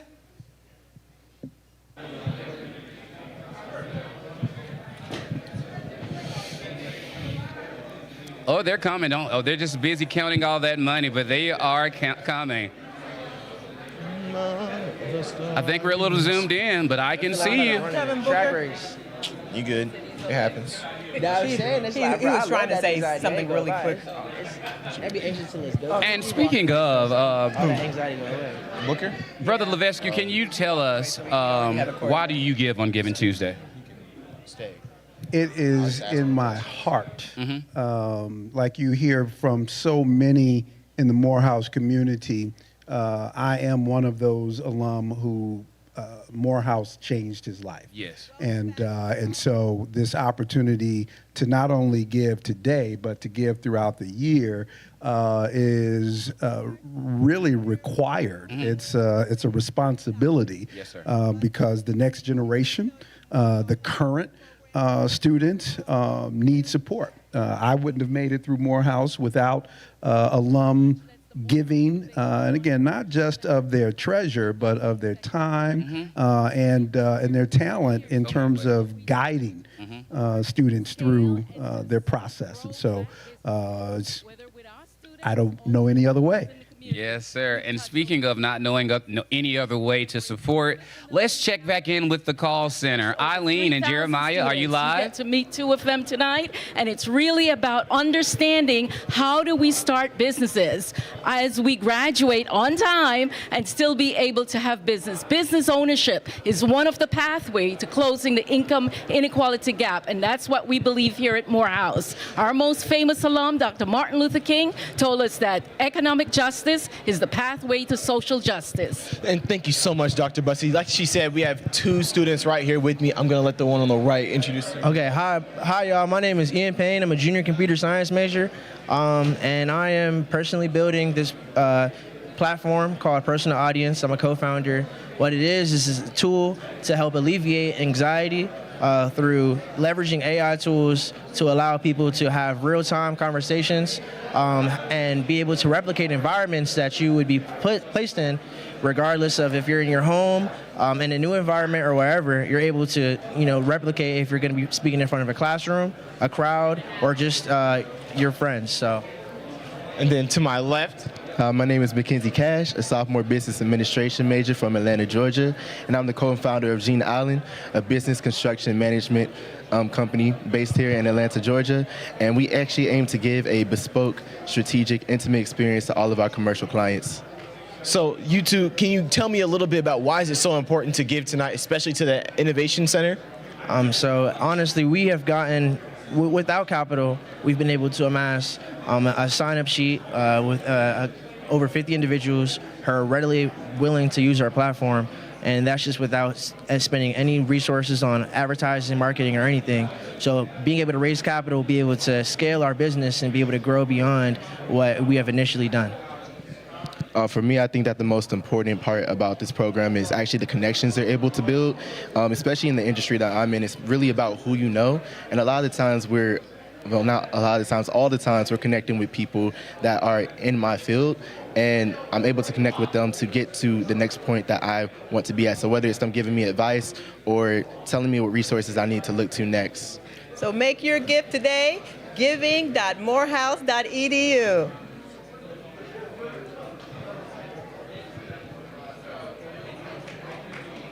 Thank you so much. Thank you, thank you, thank you. At this time, we would like to go ahead and talk and ask some important questions to two individuals who have been holding the athletic spot down here at the house. So, Harold and Pinky, I'll use your intimate name during this section. Congratulations, right? There's been so many exciting things that have happened in athletics this year. Harold, where would you start in just terms of celebration? First of all, I got to say this is one of my favorite days here at Morehouse College. It's really important to the student athletes. I can say, we won the Commissioner's Award, the Citizenship Award. We are the most traveled, over the last 2 years, we are the most traveled Division II program in the country. And we're top 10 in Division I. That's huge. This brand is going all over the nation. We got a big year next year coming up. And on Giving Tuesday, it goes directly to athletics. We need it. We need it for the bus trips, the plane trips. We're a flying Division II team now. We need that. We've never entered this territory. I wanted to expand the brand, and that's exactly what we're doing next year. We got a big game in baseball. Yes, sir. We're going to New Orleans. It'll be the second time doing it. The alumni in New Orleans will show out and show up. That's another big time event for us. So we're expanding. We're everywhere. Yeah, speaking of big baseball games, Elijah, you were in a big one. So tell us about that experience during All-Star Weekend. Well, yes, I'm very, very extremely grateful for that opportunity, being able to be the first Division II athlete to play in the HBCU Swingman Classic, which is hosted by Ken Griffey Jr. in Major League Baseball. Just being able to compete for Morehouse has been a joy, being here for my fourth season, going into it in the spring. But, always being able to be in between those lines and compete my hardest is just something that I've been taking to heart since I was 3 years old. So it's always been just fun to me. No, and that's fantastic, and congratulations again on that. One of the things that we talk about in the Morehouse community, particularly when we start talking about athletics, is the scholar athlete, right? And you're certainly representative of that. Share a little bit with the audience what you did this past summer. Well, first off, I can say I couldn't do it alone. I definitely had a village that held me down, supported me in all ways, academically and athletically, so I'm very supported by my coaches, my family, super grateful for them. But being able to kind of handle internship with American Express in New York, as well as being able to train in New York for the game, is just something that it's such a special experience for me this past summer, and it was just a lot of fun because it's something that I take dear to my heart. Being able to be a dual person right there, being a student and an athlete as well as a professional, is something that was truly a great experience. That's fantastic. And then one last question to Harold before we go to the next segment. So we ended football season. We're starting basketball season, or we're into basketball season. But one of the cool things, I want to go back to football. You started the season up in Boston. What was that all about? It was huge, and what's important about Morehouse and student athletes, the Boston game, I had a chance to flip that game to Boston. It was supposed to originally be in North Carolina. We got Harvard involved, and next year we want to take the debate team, actually, because it's about academics. But my main takeaway from the Boston game, okay, we didn't win against John C. Smith, but we won off the court. It's our student athletes, my football players and cheerleaders got a chance to see Harvard campus.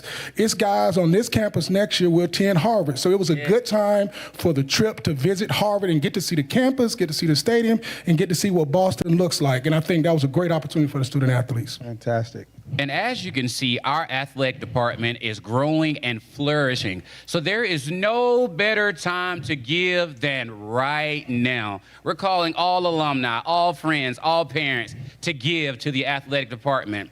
And if that didn't make you give, I have a few videos that I want to show you to get you in the giving spirit. Stay tuned.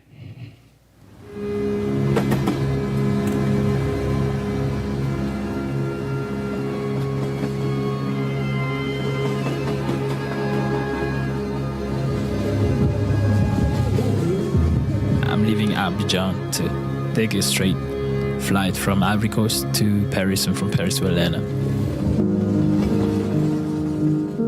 When you leave your city to go to a different city within the country, it's a different feeling, right?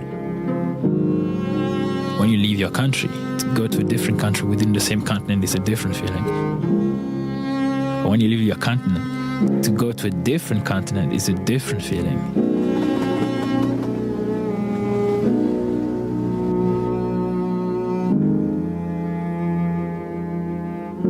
When I graduated from Ivory Coast, I moved to South Africa. And I went to a school called the African Leadership Academy. I left the African Leadership Academy to attend the African American Leadership Academy, which is Morehouse. I can't even describe or explain how I was feeling, because I was on a mission. I really felt like I had a commitment to everyone I left back home. I had a commitment to my community, to my parents, and I had a responsibility to do something where I was going. My success is the success of my community. My failure is the failure of the community.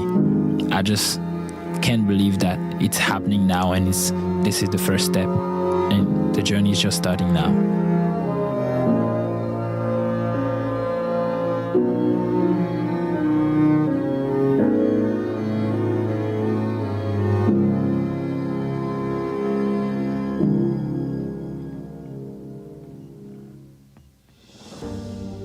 My name is Jaden Smith. I'm a junior philosophy major, and I run track here at Morehouse College.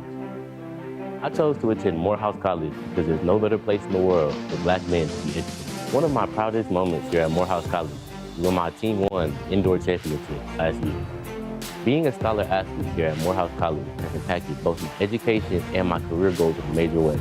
As an aspiring lawyer, it has taught me the importance of work-life balance and time management. Make a gift to Morehouse College on Giving Tuesday, because your continued support helps me achieve my dreams on and off the track.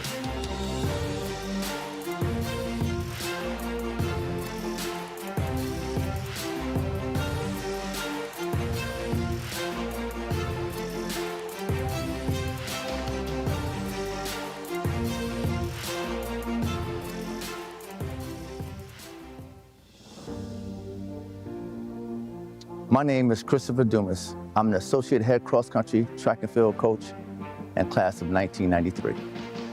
The impact scholar athletes have on Morehouse College and their experiences is based on their academic prowess along with their athletic abilities. And being that Morehouse College is a student athlete way of expressing themselves on a multitude of ways, that they have the opportunity to not only be branded as we are as a academic powerhouse, but also an athletic powerhouse. And it gives them the opportunity to have a holistic experience. Well, I would say not only in our program, but any other athletic program in our institution, to have the support of our alum to give the student athlete an opportunity to express themselves holistically, not only in the academics, but also on the athletic side. That gives them an opportunity to show that Morehouse produce well-rounded young men across the board. Brian, first of all, I want to say how proud of you we are of you to all the accomplishments you've made here as you've been a student athlete at Morehouse College. And I know people don't understand or may not understand your journey. So what I would ask you is, in your journey, your experiences, what did they show you most of all about Morehouse College and who you are as a student athlete, as a young man going out into the world? Thank you, Coach. My achievements couldn't be made without Morehouse College and without you being part of it. I would say thank you so much. And also, Morehouse has given me an exposure, being able to be a student and at the same time being an athlete in Morehouse. In your own words, Why is it important for our alum and others and friends of the college to give to the athletic department? I would say it is important, and I would say it will be a privilege for another Morehouse man to get that degree or future secured, because you might not see it directly impacting to that student, but in future or in other aspects that you'll see it. In an example like me, having this scholarship has enabled me to see my studies here in Morehouse, and it will impact other people in my home country to see things in other ways or to get another opportunity through me or me giving back to my community in a different way. Great, that's great. Yes. Thank you.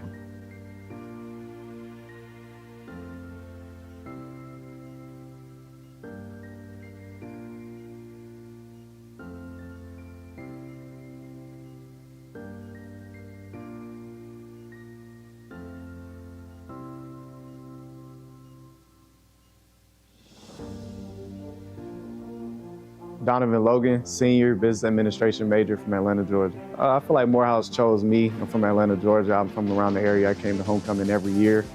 And I didn't come to Morehouse, unfortunately, my freshman year.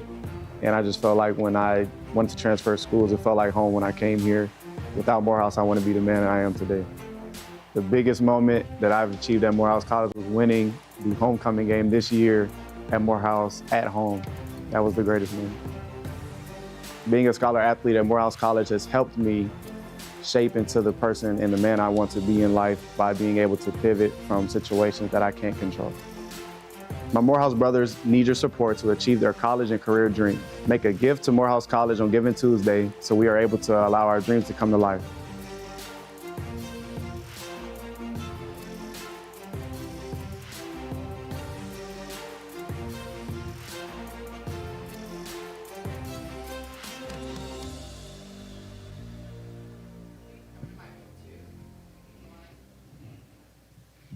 Sometimes I get goosebumps when I just get a chance to view the stories and hear it firsthand from students how this place and the extracurricular activities that they're involved in help them in their journey. And so I want to come back to you, Pinky, and talk about the journey. One of the things that I've heard about and had a chance to have some conversations with you and other students is about student athletes being leaders on campus. And I know that there's a club that you are a part of. Can you share a little bit about what that work consists of? For sure. So the Morehouse Student Athletic Advisory Committee definitely is a active club on campus where we hold service initiatives, resume workshops, leadership panels, and, anything that, a student or student athlete specifically wants to, get more immersed into the school environment to be able to live up to the crown that Morehouse holds against or above them. So it's something that I've taken advantage of, and I push towards, the underclassmen that, it's a resource for us as well as the club to be able to grow and form Morehouse into who the man you should become. That's what's up. Thank you for leading by example. So Harold, the future. Right, we know that we've done some great things in the recent past. What's coming down the pike? Okay, so we got a lot of things that's coming, a lot of stuff I can't announce right now, but it's all about expanding the brand. I want to go national and I want to go international, and I got to piggyback on Pinky with the Citizenship Award with our senior leadership. I ride those guys this year coming in. It was the goal to win that award. And I met with you a couple of times. I met with Carlisle because at Morehouse, it's not about, the future of Morehouse is not all about athletics. It's about academics and graduating. We do a lot of stuff, a lot of civic stuff. Our guys in the community, we're at the food bank. We do a lot of things. So in the future going forward, I want our brand not only to be on the field, traveling around the country, I want our brand to be in the streets. We partner with the YMCA. We got some more partners in the community, and I think that's what the future of Morehouse is, the future athletes of Morehouse. It's about the future and expanding the brand. No, that's fantastic. And from where you sit, are we starting to see elevated interest in terms of scholar athletes from around the country wanting to come to Morehouse and be a part of the brand? Absolutely. I'm probably on AD. I give tours on campus. I know the campus. I like recruiting. I like recruiting the parents, and we're getting better athletes. As you can see, the football team. We had a few guys in the football team actually enter the portal, which is a good thing for us because it shows that we are getting some of the right kids in basketball, football, and baseball. We're making the right recruiting pitch. And like I said, if you're not academically strong coming in the door, this is not the place for you. We are recruiting some good kids. That's what we like to hear. And, one of the other things that I applaud you and Javaro and the whole athletic community is the way that we've been celebrating our alum through these different den of honors. And I think that is a beautiful thing. We definitely want to see that continue to grow.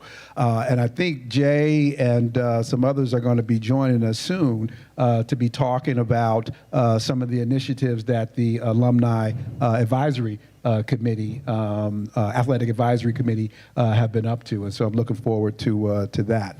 Speak of the man, Mr. Edwards. How you doing, brother? My man. So I tried to be in sync with you and stay casual. I saw you had your hat on, and I put my hat on just to, rep how we do, because we are tandem around here. We appreciate that. The first thing, his nickname is Pink, not Pinky. Thank you, Coach. Thank you, Coach. Friday, okay? We call him Pink for short, not Pinky. All right? I'm guilty of that. I stand corrected. Right. So glad to be here.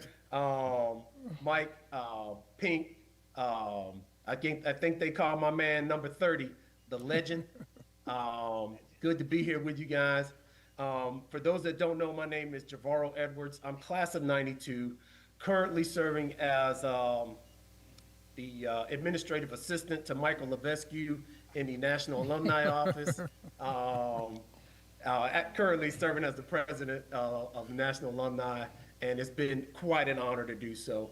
I'm also been charged by our current board chair and the chair of our governance committee to humbly be the chair of our athletics committee for the Board of Trustees, which is a huge step in the right direction to make sure that our underserved population of 13 to 15% of our student population now has a real voice with the Board of Trustees. So I can carry the message of what our student athletes need, what they are hoping for, and the vision that they would see and they would like to see Morehouse College athletics go towards. I'll introduce our team because we actually now have an advisory committee that I work with. Anybody that knows, if you are in leadership, you got to surround yourself with people that are way smarter than you, because winning is a process, and there's a process to winning. And in order to make that process work, you have to have a strong team next to you. I'll start with Kevin Hauser. He's a class of 1995 graduate. He did not play a sport at Morehouse, but he's been a partner. He's had an affinity for wanting our athletic program to be excellent. Fleets, Butch Hazel, class of 1987, pure baller, representing our basketball team. Tamlin Buster Antoine, class of 1987, from our football team. Dr. Jeffrey Wright, class of 1984. He also played football, and now he is taking care of all of his folks in the PG County and DC Metro and Baltimore area as they now get new hips, new knees, new shoulders, and all that stuff, doing all the proper PT. So he's taking care of everybody now off the field. The aging athlete is now in good hands. The two men that are joining me tonight basically are big brothers to me. One of them, I shared the grass, and it was grass, over at BT Harvey Stadium.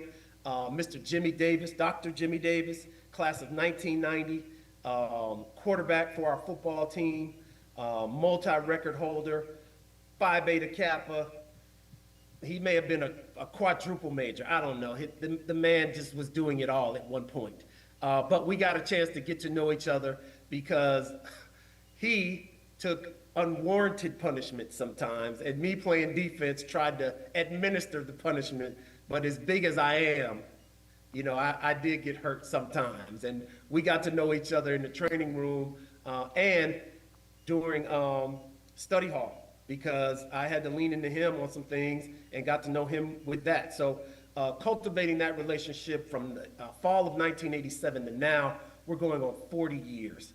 The next person that is joining me is Mr. Bruce Newby, who is another Phi Beta Kappa and outstanding track athlete that actually got a chance to share Coach Napoleon Cobb and Coach Willie Hill. So he got the best of both worlds.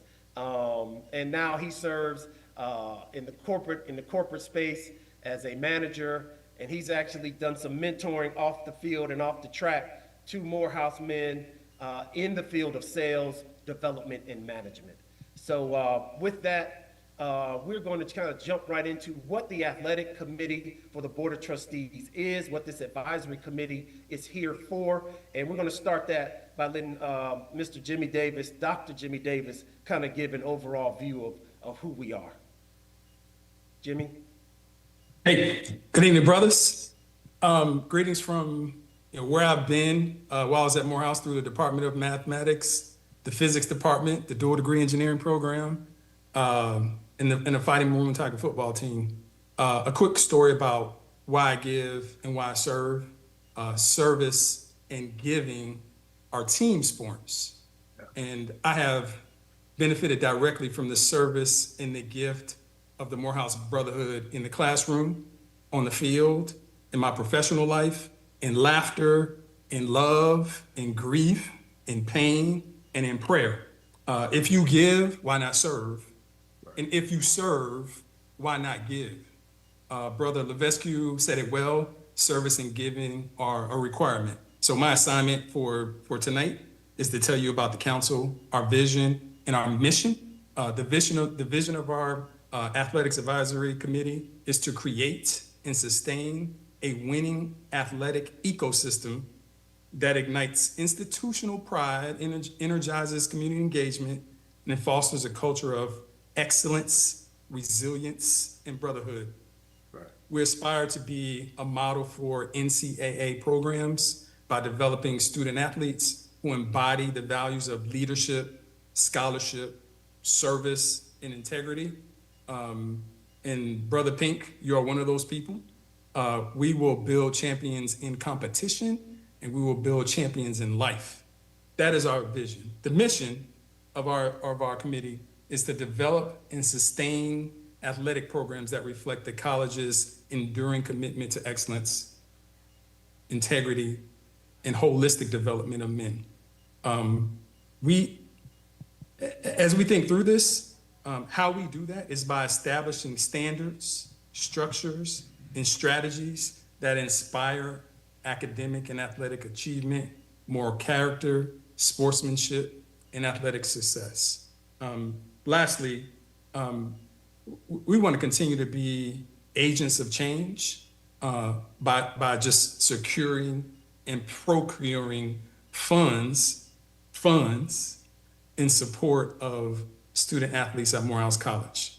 So along with being steadfast, honest, and true, there are some words of action that we have, and those are verbs of action like influence, advocate, fund, support, constrain, celebrate, critique, and improve. And those are all aspects of athletics at Morehouse. And Brother Harold, he's lived a lot of those verbs. And with that, Brother Javaro, I will toss it back over to you to introduce Brother Bruce. Thank you, Jimmy. Thank you so much. And I am actually, you're probably wondering why it's sunny out here. I'm about 5 hours behind you guys. And I know as this weather is tearing through the mainland and dropping snow, sleet, and rain, and 40 degrees, it's about 85 degrees and clear where I'm at. I'm not going to tell you exactly where that is. I'm just going to let your imagination take care of that. But with that, Jimmy, thank you for embodying what it is and who it is we are and what it is we are striving to do as an advisory board to the athletic department, to our president, and to the board of trustees. With that comes I think, a unique opportunity that we have discussed and agreed to taking a path. So with that, Brother Bruce Newby is going to take us and tell us what it is that we are going to do. And take it away, Brother Bruce. Hey, no problem. First and foremost, gentlemen, thank you. I just have to say real quick that as you hear different brothers, all of us talk about our experience, there's not enough time to really talk about the great benefits that our athletic journey had for us and what it's done for us. But I will tell you this, there have been a ton of great athletes that have come through that institution, like a Jimmy Davis, like a Javaro Edwards, Harold Ellis, Tamlin, Buster Antoine, Fleece Butch Hazel, Jeff Wright, Vince Cobb, and it can just go on and on and on. And I think sometimes that a lot of the student body doesn't know a lot of things that are already happening at our great institution. I'll just say track and field. It's something near and dear to my heart, obviously, but our track program has won over, and it may be higher than this at this point, Harold, I might be off,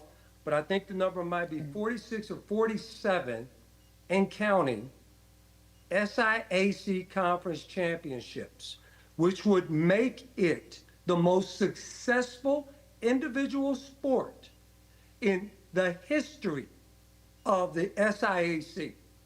And I think what Coach Hill has done, he's made winning look so easy that we take for granted that is no easy task, but it's something that's done on purpose. So we've had some legendary athletes like Edwin Moses, many gentlemen that even on this call, but we have some living legends still at that institution that for those young men to continue to look up. So just to bring it home, the advisory committee is proud to announce that we are announcing a $1 million fundraising campaign over 5 years that is already in less than 24 hours been seeded with $25,000 already in the coffers and ready to grow and grow.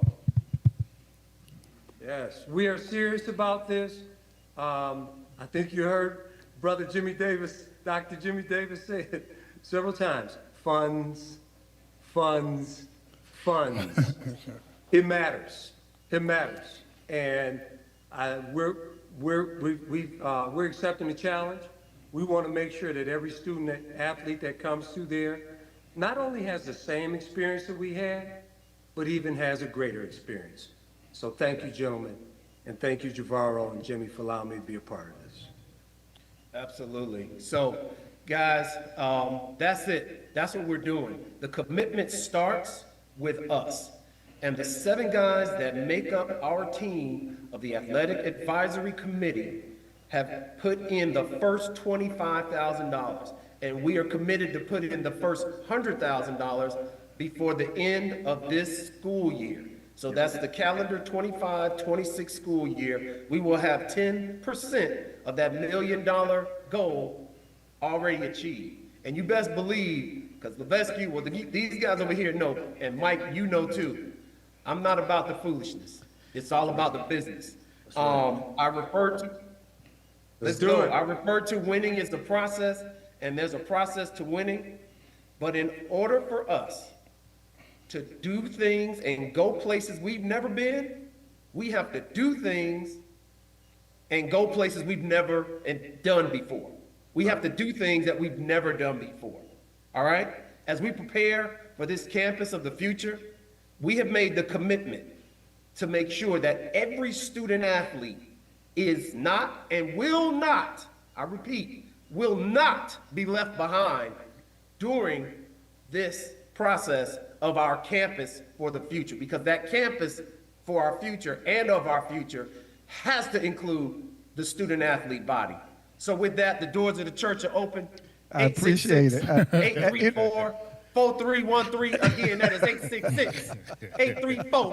866-834-4313. Text to give. Amen. It is it's always a pleasure when I get to see you fired up. So congratulations, man. I know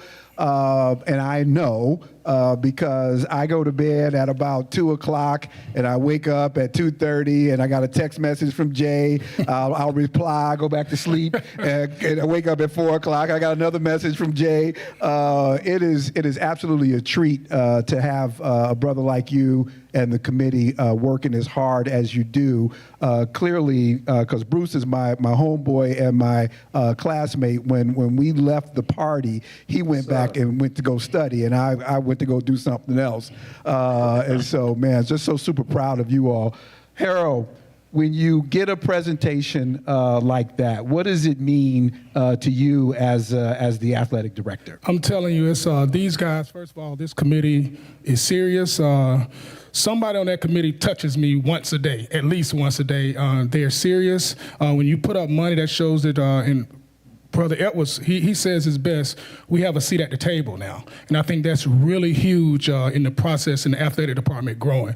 Brother Newby, Dr. Davis, they're all invested. And when you put money in, you're showing the broader part of the college, showing that we're now investing in athletes, meaning student athletes in athletics. I think it's huge. I'm thankful for those guys. They're like mentors, good and bad. Hey, good and bad. This is Morehouse. That's what Morehouse is. I love it. But they're molding me and they're teaching me a lot about what goes on in the broader part of the college. That's fantastic, man. No, it is absolutely a blessing to have that kind of support. And like you said, the good and the bad, right? Absolutely. And I know these guys intimately, and they're going to call it like they see it, right? Absolutely. But that's how we get better, right? Absolutely. What's the saying? You know it. What sharpens what? Iron sharpens iron. That's what's happening. That's what's happening. And so thank you, guys. We're going to go to our next video segment, and we'll be back after that. My name is Regine Jackson. I serve as the Dean of Humanities, Social Sciences, Media, and Arts. I'm also Professor of Sociology. I joined the faculty and the leadership team here at Morehouse in July 2022.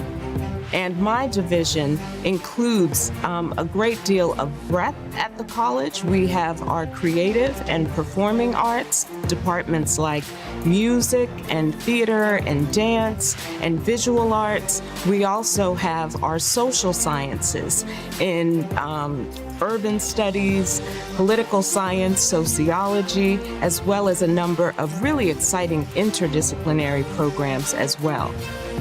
So in addition to the over 20 majors and 31 minors that are available in the division, I'm really proud of our co-curricular activities. This is where we really get to see some of what students are doing in the classroom spill out into the other spaces, the other parts of the Morehouse experience that I think really make us distinctive. And we have programs such as the Ida B. Wells Society for Investigative Reporting, the Human Rights Film Festival. We've got a powerful moot court team that is out of our pre-law program. We are responsible for overseeing Maroon Tiger, the speech and debate team, everything from marching band to the Morehouse College Glee Club. So in my opinion, some of the things that Morehouse is really known for in the world come out of the HSSMA division.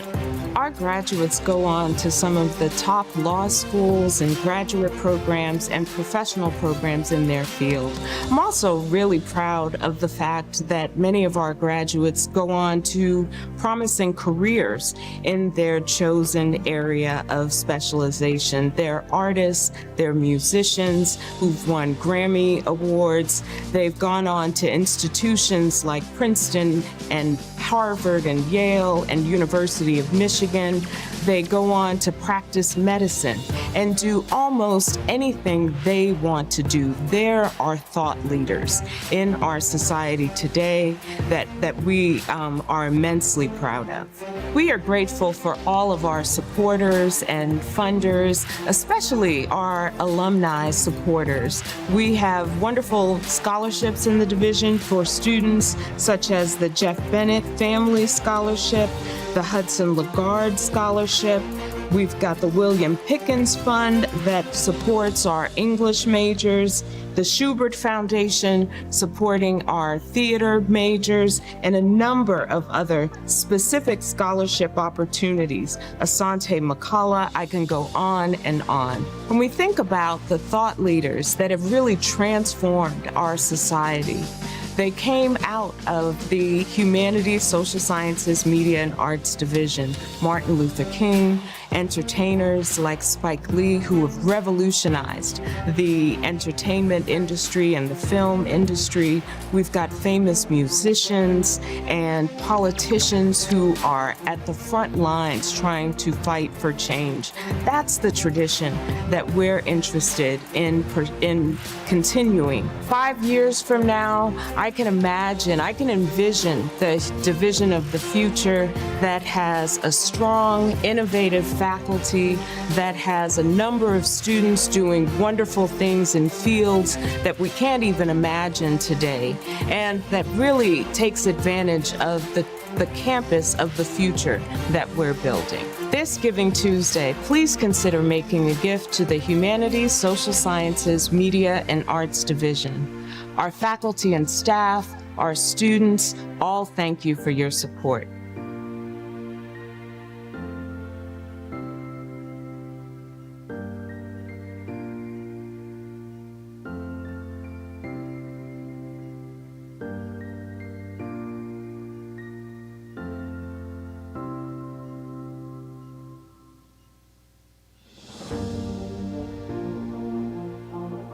Good day.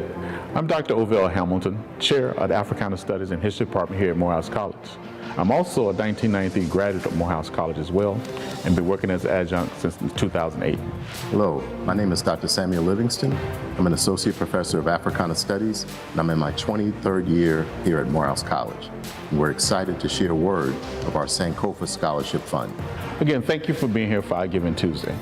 This program is very important for our students, especially for graduate school, especially when we're replenishing and replacing knowledge and wisdom that's coming down through educational programs. Thank you for all that you've done and will continue to do. We're gathered here today to make sure that these students have the best ability and their programs that they have to support their mission throughout life. Morehouse College's Sankofa Scholarship Fund is dedicated to supporting memory workers and truth tellers, students who are committed to making a contribution to their communities. Dr. Alton Hornsby Scholarships will support history majors, and Dr. Marcellus Barksdale's scholarship will support students majoring in Africana Studies. Both of these majors are critical and vital in today's society, given the current challenges we face to Black history and to Black life. With these funds, we plan to have our students do a viable education program, especially in graduate education. In the educational system, our teachers are retiring, and our students will replace those teachers. That knowledge and wisdom will be replenished. Also in the legal field, our students will go into law with a mindset to do what is right and what is ethically and morally right. Also, artificial intelligence is on the horizon, and we can have administrative powers to control and how we feel that artificial intelligence is viewing us. And so that is the three-pronged program that our students will be enduring. Our students who major in Africana Studies are focused on excelling in careers dedicated to memory work and truth-telling. Our graduates have gone on to legal fields and careers. They've gone on to become scientists, to become truth-tellers, and cultural keepers, fields in which they will become leaders and not followers. They integrate technology and data in their studies, and they have really created some amazing projects. The Sankofa Scholarship Fund is an investment in our future. It provides resources to students who are focused on truth-telling and memory keeping. In conclusion, we'd like to thank you for your support and for all that you're doing for our students. Not only are these students making Africana Studies and History, they're doing Africana Studies and History. We're considered the first metaverse in the world, Morehouse in the metaverse, the first class in virtual reality in history and Africana Studies. So we continue to thank you for your support because these students are doing great things.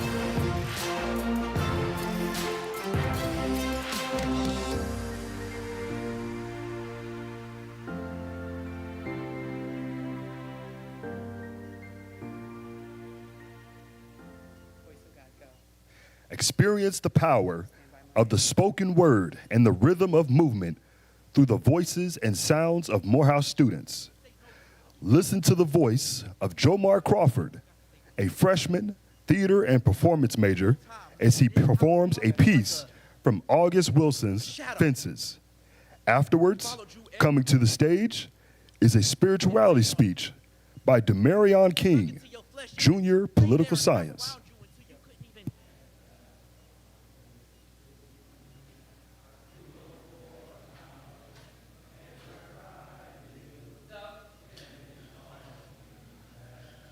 Mama, listen. I can't drag Papa with me everywhere I go. I've got to say no to him. At least one time in my life, I've got to say no. This whole time, living in this house, Pops was like a shadow that followed you everywhere. It weighed on you. It sunk into your flesh and it would lay there and wrap around you until you couldn't even tell which one was you anymore. That shadow, laying around you, trying to live through you. Everywhere I look, Troy Maxson would be staring back at me, hiding under the bed, in the closet. Look, I'm just saying, Mama, I gotta find a way to get rid of that shadow. No, because I don't wanna be Troy Maxson. I just wanna be me.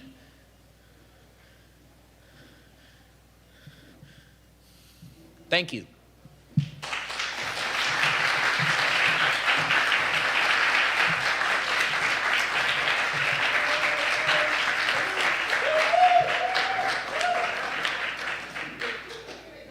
What tells the sun to rise and the moon to rest? Why do the stars hang in the sky with such scintillating precision? How does lightning know when to flash and thunder knows when to roar? My brothers, I like to suggest the very force orchestrating this cosmic harmony, the animating presence behind breath and being, the very thing that has carried you through valleys, over obstacles, and into this hallowed bosom of this sanctified sanctuary of moral imagination is nothing more and nothing less than spirit. Yes, spirituality is the pulse beneath the possible. It's the root that grounds you, the tap in Grandpa's foot, and the clap in Big Mama's hands. Oh yes, spirituality is about the ontological sustenance of life. It's the thread that ties us from dust to divinity, the temporal to the transcendent. Yet, the highest form of spirituality is learning how to live together. That is, the quiet yet revelatory knowing that we were never meant to walk through life alone, that we're designed for reciprocal living. That life, in its most sacred form, is a dance of mutuality. But here's the thing about mutuality. It has to be maintained. When care becomes one-sided, when only a few folks carries the load, when what was once shared becomes neglected, that is when the burden gets heavy and something begins to break. This reminds me of a well that sat in my grandmother's yard in rural North Carolina. For generations, men and women would draw from this well. It would cook meals, bathed children, hydrate bodies, and it held a community together. But one day, as I was visiting my grandma, I went to the well, and it wasn't working. I pumped and I pulled, I pumped and pulled, and it still wasn't working. I was confused, frustrated. I couldn't understand why the water wasn't flowing. So I started to examine the well, and I noticed the pipe itself had been worn down. That after years of use by the very people it was meant to serve, no one had cared for the pipe. And as a result, it couldn't give anymore. I stood there trying to make sense of all of it, and that's when I noticed my grandmother. She stood on the porch and she said, "Baby, it's time to tend to the well." I don't know who I'm talking to out there, but maybe the story speaks to where you are. Maybe you feel like the pipe pushed, pulled, and poured out. Maybe life has taken more than it has given lately. But this is what I believe. No matter where you are, no matter what you've endured, you are never too far gone, and you are not beyond repair. For we are an institution that believes in restoring wells. So when systems fail, be the well. When people forget their purpose, be the well. When financial aid looks just a little low, be the well. When you have more D's than you have B's, be the well. When you've given all that you could possibly give and you have nothing left to give, remember, you were never the source. You were always the vessel. Oh, yes. Has thou not known? Hast thou not heard that the everlasting Spirit, the creator of the cosmos, the composer of constellations, does not faint, does not falter, and does not fail? And if the Spirit still speaks, still stirs, and still sustains, then, my brothers, you must prepare to draw. Oh, yes. Draw from the well of your ancestors who held their heads high despite oppression. Draw from the well of your elders who made a way out of no way. Draw from the well of your mothers who pray, oh, they pray you through dark and sleepless nights. Draw from the well of your fathers who instill in you strength in a world full of lives. Draw from your imagination. Draw from your gifts, and draw from your resilience. Because when you draw, you remind the world that the well still works. Men of Morehouse, spirituality.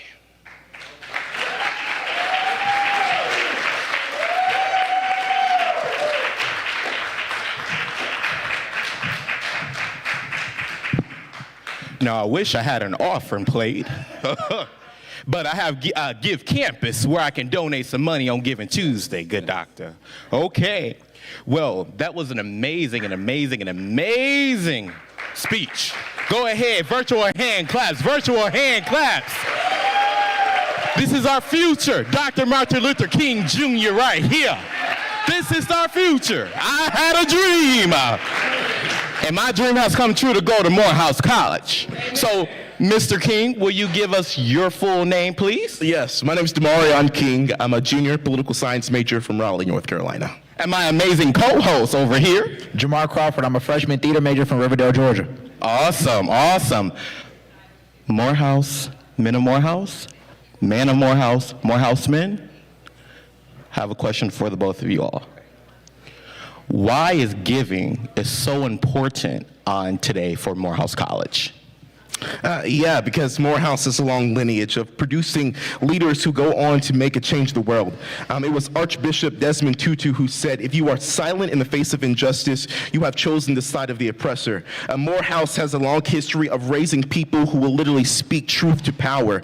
So giving to Morehouse makes an opportunity for us to raise the next generation of leaders, especially in oppressive times. I would agree with that, but I like to really talk about the importance of community, and I feel like giving to the community of Morehouse and what we're building here is very important, because this is helping us be who we are and be true to ourselves, and really helping us amplify what we do on our day-to-day lives and really like pushing that into the world. So I think that's very important as well. And my last question for the both of you, if you had $1 million, where will you donate it to? That's a very good question. For one, I have to give something to my mom. But then two, I definitely think I would donate it back to Morehouse College, just because Morehouse has changed and it has made me into the man I am today. Well, I'm going out of town. I'm going on a good vacation. I'm just playing. But yes, definitely giving back to my community. Like I said, community is very important, and giving back to the people who has helped you get to where you are today, I feel like is very important. So definitely my HBCU, Morehouse College. Awesome. Well, thank you to the both of you for answering my questions, and good luck on your journeys, my Morehouse brothers.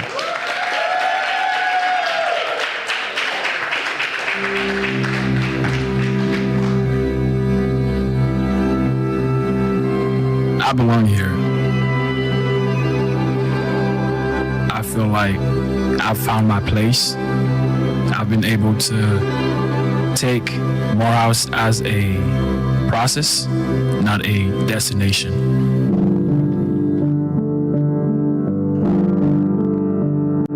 I believe that stories unite people, and great stories unite great people. Morehouse is rooted in a deep belief in the empowerment of Black men, and that's something that resonates with people inside the gates and outside of the gates. And so when you go through this experience, you are definitely connected to Mother Morehouse, and you see yourself represented. And so that feeling of belonging, that story that connects us all, it's really important, and it's really empowering. As a sophomore, I've been through the challenges, and so connecting with people and being open, having the energy that you want to see from others, and not just expect that you will be accepted in the community, but also having a mindset that encourages people to come to you. There's that vibrancy and that fun aspect of Morehouse. And for example, homecoming was really a great experience for me. I'm from Ivory Coast, never heard of a homecoming before, and seeing the whole community show up, and the Brotherhood makes it really interesting. Having the mindset of being the agent of positive change that you want to see, because there's power in numbers, and the students are the brand.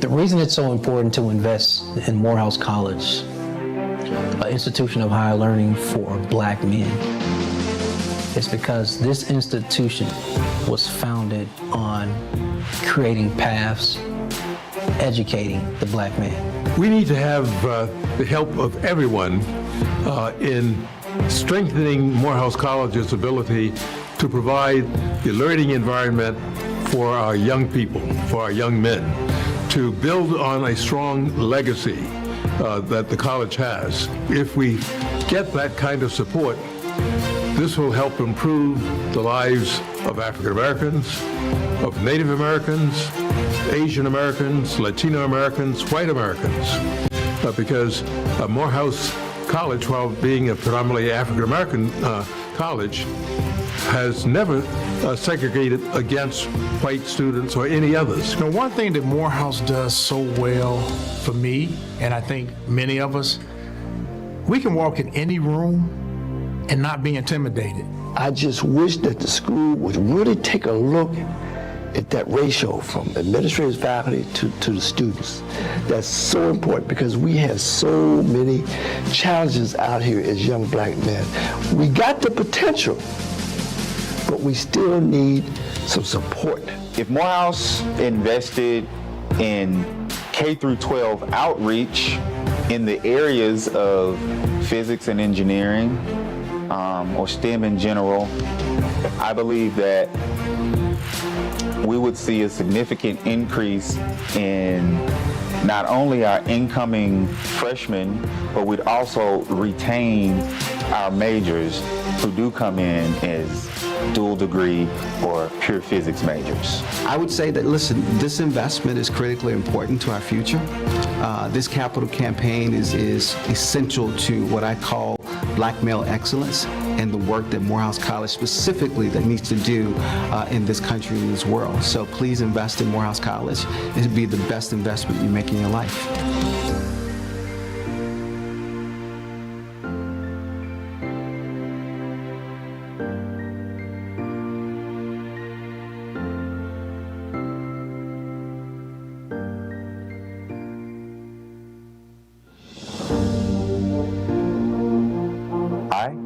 My name is Marcus Drake. I'm a junior CTEMS major from Dallas, Texas. I chose to go to Morehouse because I wanted an authentic HBCU experience in a metropolitan area. I had come from a lot of PWIs, or only PWIs my whole life, and also in very suburban/rural areas. And I knew, like, for my final chapter in learning, I really wanted something different, something where I would be surrounded by people who look like me. And my sister had also moved to Atlanta while I was in high school, so when Morehouse accepted me into their school, I knew that this was the right choice for me. One of my proudest moments while attending Morehouse College was definitely my admittance to the Morehouse CTEMS, or Cinema, Television, Emerging Media Studies program here at Morehouse. During our tour, my very first tour of Morehouse College while I was still in high school, it was talked up as a very competitive, very kind of daunting challenge to be accepted. They only take 15 applicants. And in my first year at Morehouse, because you don't submit yourself into the program until the winter semester of your sophomore year, it was always just that thing in the back of my mind. I was like, am I gonna get in? It was like, this is really what I wanna do. But when I had gotten that message that I did in fact get in, I was very proud of myself, and I was proud of the application that I submitted.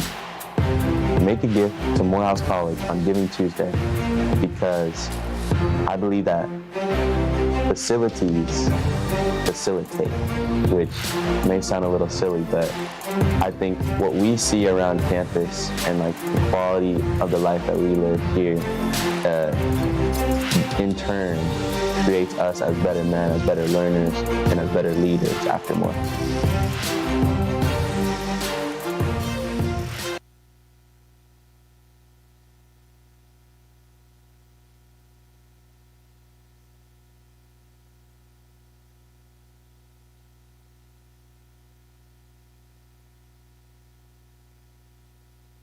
If one quote could characterize my junior year as a man of Morehouse, it would be the wise words of Howard Thurman when he says, "Don't ask what the world needs. Ask what makes you come alive and go do it. Because what the world needs is people who have come alive." So all these marker moments that we shared together, from freshman orientation when we were sharing our common insecurities and excitements, to holding hands and singing Dear Old Morehouse in unison at the chapel, to dapping up brothers on Brown Street, to engaging in intellectual debates, that fraternal communion that we cultivate in the space is really what brings people back to 830 Westview Drive. And going home allowed me to further reflect on this journey that I truly felt proud and grateful for. I remember volunteering last year during reunion week and seeing how so many alums felt at home in reconnecting with their brothers and sharing words of wisdom with us. That feeling of family never dies. It only ignites further. I believe in creating coalitions between educational institutions back on the continent and HBCUs, because there's so much we can learn from each other when we work together.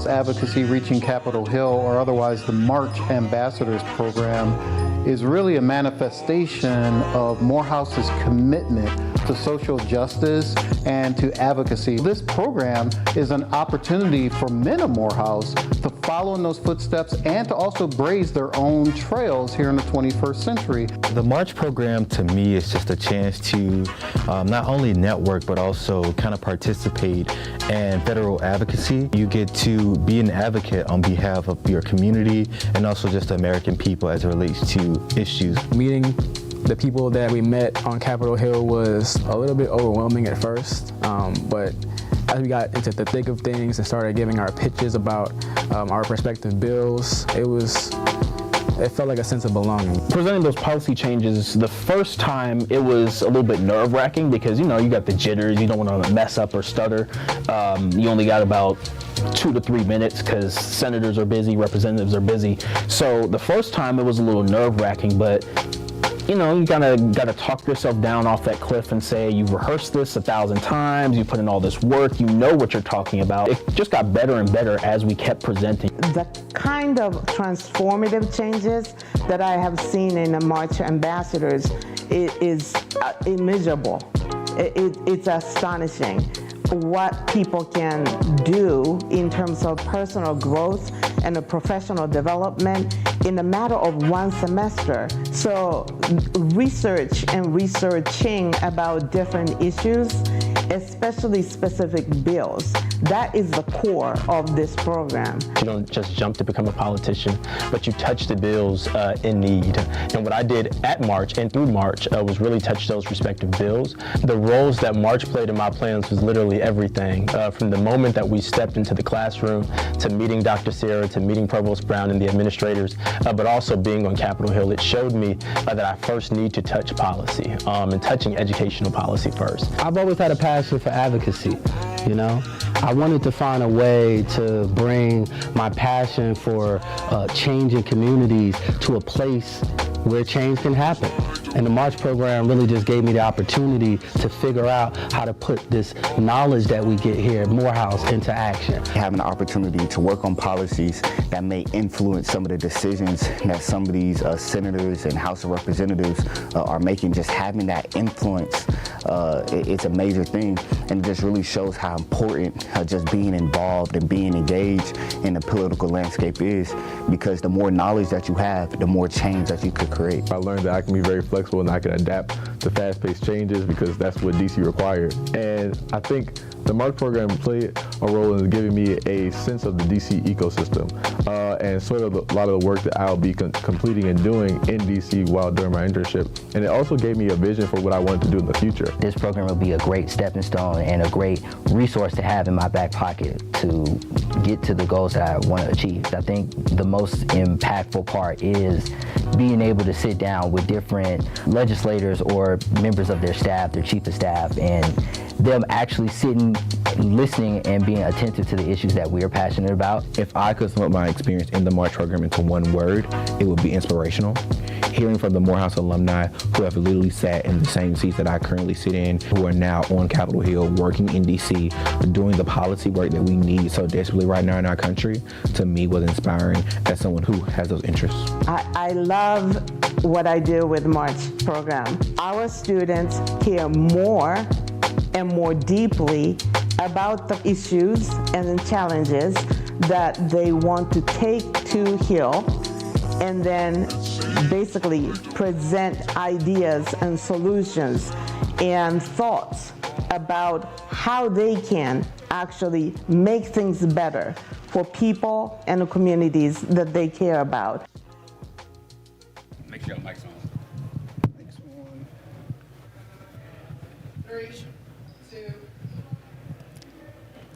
As they say, time flies when you're having fun. Sure It's does. hard to believe we are now at the final hour of today's Giving Tuesday house party and telethon. It's so incredibly important, this work that we do, this opportunity to celebrate all things Morehouse. And so welcome if you are just joining us. Hopefully you will stay for the entirety of the rest of the broadcast. broadcast. Our goal today is to have 1,500 supporters, and we need that to happen before the stroke of midnight. So if you are not already on the board, please, please, please get on the board. Join this incredible movement. You can give online at giving.morehouse.edu, or you can pull out that device. I've been running around campus. Some of y'all carry 2 or 3 phones, so pull out all 3 phones and text Morehouse to 866-834-4313. Your support is important. We talk about an investment in Morehouse, but really it's an investment in our community. Morehouse is bigger than all of us. Morehouse is integral to the history and the historical footprint of America. And so we got to keep this thing going because we have so much more transformative work to do. So I know that we continue to have activity on the phones. We have our call center folks that are doing some incredible work over in the other side of the building. And so we should probably bring them into the broadcast at some point. But first, let's talk about another gift that we have. Justin, you got some good news for us today, yes? Yes, he does. Yes, sir, I do. So, well, tell us. Don't be shy. This is the house party. Tell us all the good news, brother. Well, my name is Justin Wokage. I'm the Executive Director of the Academic Divisions here at Morehouse College, Office of Institutional Advancement. And I'm here to help celebrate Drs. Keith and Sylvia Wright. They endowed a scholarship for $100,000. And this is a perfect example of lifting as you climb. Drs. Keith and Sylvia Wright, they are leading dermatologists here in the Atlanta area. And the criteria for the scholarship is for students to display financial need, it's preferred for them to come from the Northern California area and have a 3.3 GPA. Wow. So tell me exactly which students will this support and how will it support them again, so that any of our men of Morehouse who's interested in these scholarship opportunities, tell us exactly what this scholarship will do for them. Sure. Well, the great thing is this scholarship is endowed, so it'll be in perpetuity. It'll continue to be invested into our endowment and grow as time goes on. And in terms of the students that can apply, as long as they have a 3.3 GPA, as long as they display financial need, and it's preferred that they're from Northern California, but if we don't have any students, we can still give it to another Morehouse man. Awesome. So why is it important for alumni, friends of the college, parents, and everybody out there in the world? Why is it important to continue to give to Morehouse College? Well, it's extremely important right now, especially this year. There's been a lot of budget cuts in terms of government funding, some corporate funding, things of that nature. So we need to rely less on institutional giving and more on individual giving, like today. So going for that 1,500 individual donations, trying to raise 1.5 million. These are the ways to truly impact these young students, and as we said, lift as we climb.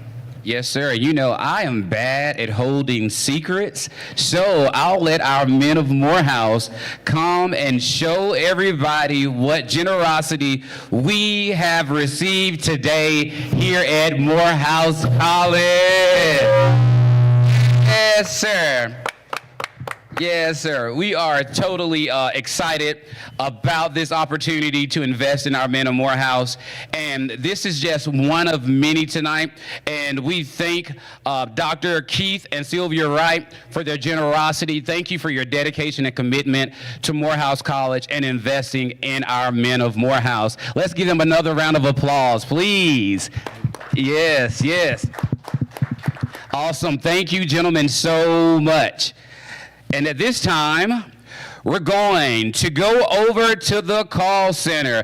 Call center, are you live and with us? And we should be good after that. I think she's going to say the new total. Hey, Jeremiah, how's it going? right now. Hello and welcome back here to the call center. This is the heartbeat of our operation here in the call center. Now, look, we have a new number here. It's pretty big. I don't know. We've had a jump since last time. Our total now is $952,000. Yes, I heard that correctly. $952,000. That means we're only a few $100,000 off from our $1.5 million goal. So guys, keep giving, and make sure you text Morehouse to 866-834-4313. Now, we have a couple guests that we're going to talk to here, special right? guest, a Morehouse College Vice President. Now, Dean Booker, why is it important to give to Morehouse today? It's extremely important to give to Morehouse for a couple of reasons. One, your gift is a significant gift in change for our students and their development. And two, Morehouse College needs this money to continue to grow the institution. So that's the two primary reasons why we would like for you to give. And consider giving to the Emergency Assistance Fund, because that directly assists students in need. Thank you. And can you talk a little bit more about what your job is with the college and how these funds help you do your job even better? So with the Emergency Assistance Fund, it enables us to give students money directly when they have or encounter times where they have specific needs. Needs for emergency assistance could be rent, could be food, could be maintenance on a vehicle, things of that nature that happen to us in life, and they may not have another resource to go to. So that's what those funds are utilized, and it enables us to allow our students to remain students and not worry about those issues that come about. And when they have those donations, they can go out and be wonderful citizens in the world. And we have some members of the March program that are going to talk about their experiences. We are training the next lawmakers, the next policymakers. Tell me about the March program and why you wanted to participate. Thank you. My name is A.C. Abner. I'm a sophomore political science and economics double major from Bowie, Maryland. The March program is the Morehouse Advocacy Reaches Capitol Hill Ambassadors Program, where we got the opportunity to go to the nation's capital and advocate for legislation in front of these change makers on Capitol Hill that will directly impact the lives of Morehouse students. And can you talk to me a little bit about why it's so important to give to the March program? The Morehouse Advocacy Reaching Capitol Hill program is a formal continuation of Morehouse's legacy of political change. Donating to the program would empower students with the skills, access to network, and experience necessary to enact change on the issues that they care most passionately about. Thank you so much to our scholars for talking to us. Again, if you want to donate to programs like our March program and like other programs you may have seen tonight or on the website, make sure you text Morehouse to 866-834-4313. Again, that's Morehouse to 866-834-4313. And I think we have another group we're talking to. Yes, we are joined by the illustrious Moot Court team. Did you know that Morehouse College is the only HBCU that has a Moot Court team, and they are ranked in the top 1% of moot court teams in the nation. That's among HBCUs, state universities, and the Ivy Leagues. Talk to me about the moot court team. You guys are awesome. Thank you so much. My name is Winfield Murray. I'm a federal immigration judge, but I'm also the coach of the Morehouse Moot Court team. I founded the team in 2013, and we have advanced to the nationals every single year since our inception, which again places us in the top 1% of the teams in this country. And we're actually building the next great set of black attorneys in this country. And there's no better person to hear from, I think, than our own students. It was the great Charles Hamilton Houston who once said that a lawyer is either a social engineer or a parasite on society. It is a solemn duty of black attorneys to manifest the grand promises that this nation has bestowed upon us. And that's the exact mission that the Morehouse Moot Court team trains us to accomplish today. The Morehouse Moot Court team is currently ranked second in the nation in oral advocacy and third in the nation overall.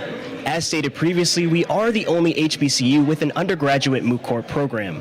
We just completed our regional competition in Wooster, Ohio, and we are gearing up to prepare for our pre-national competition in Memphis, Tennessee. However, it is only through your support that we can help cement our place in impact.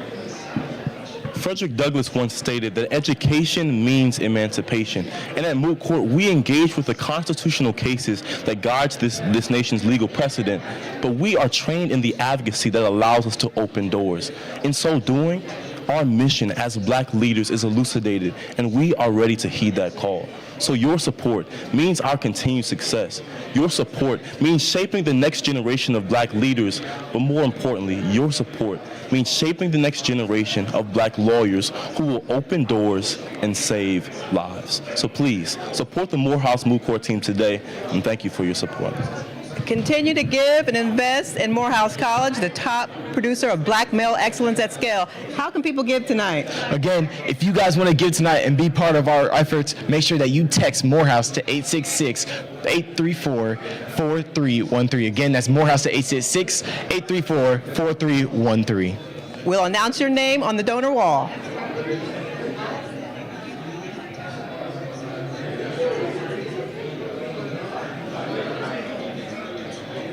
All right, thank you.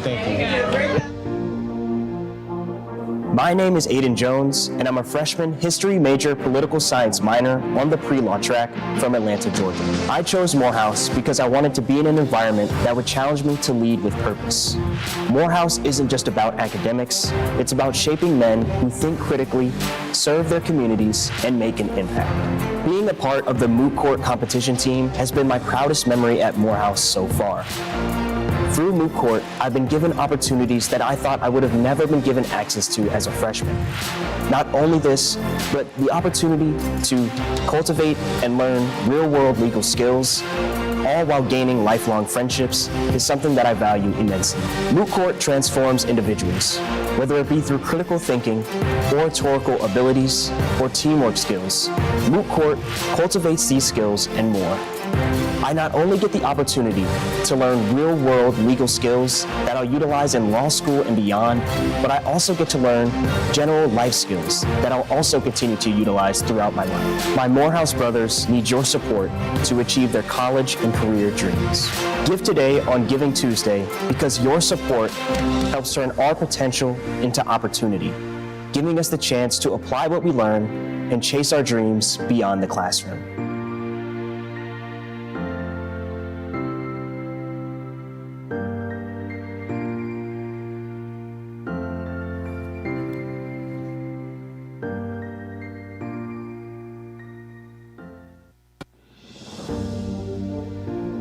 Hello everyone, my name is Anwar Kareem. I am a senior cinema, television, and emerging media studies major from Fairfax, Virginia. I chose to attend Morehouse College because I come from an environment where I didn't grow up around many people who looked like me.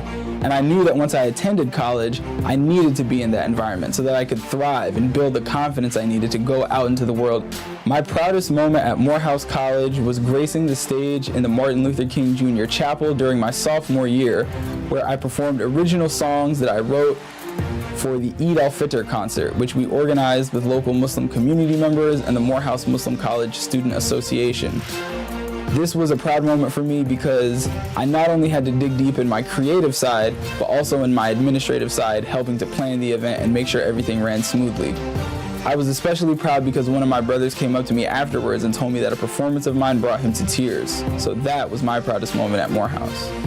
The CTEMS program has impacted me the most by showing me that all of my dreams are on the other side of hard work and being a genuinely good person. Guest speakers like director Mario Van Peebles, Ramel Ross, and actress Allison Mills Newman have sat with us and told us about their experiences in the industry.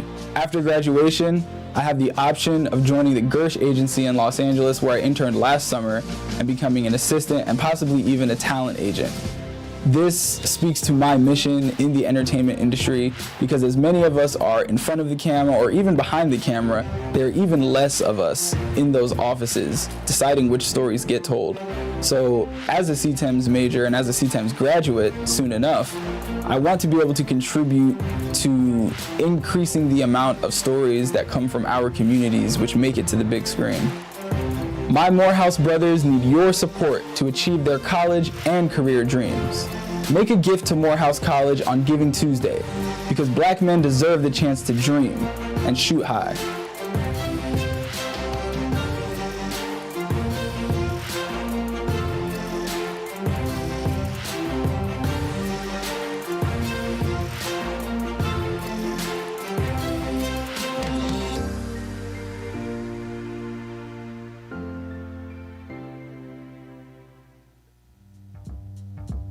I definitely think that being a student within the Morehouse Center for Excellence in Education has prompted me to become more critical about what it means to truly belong in a space.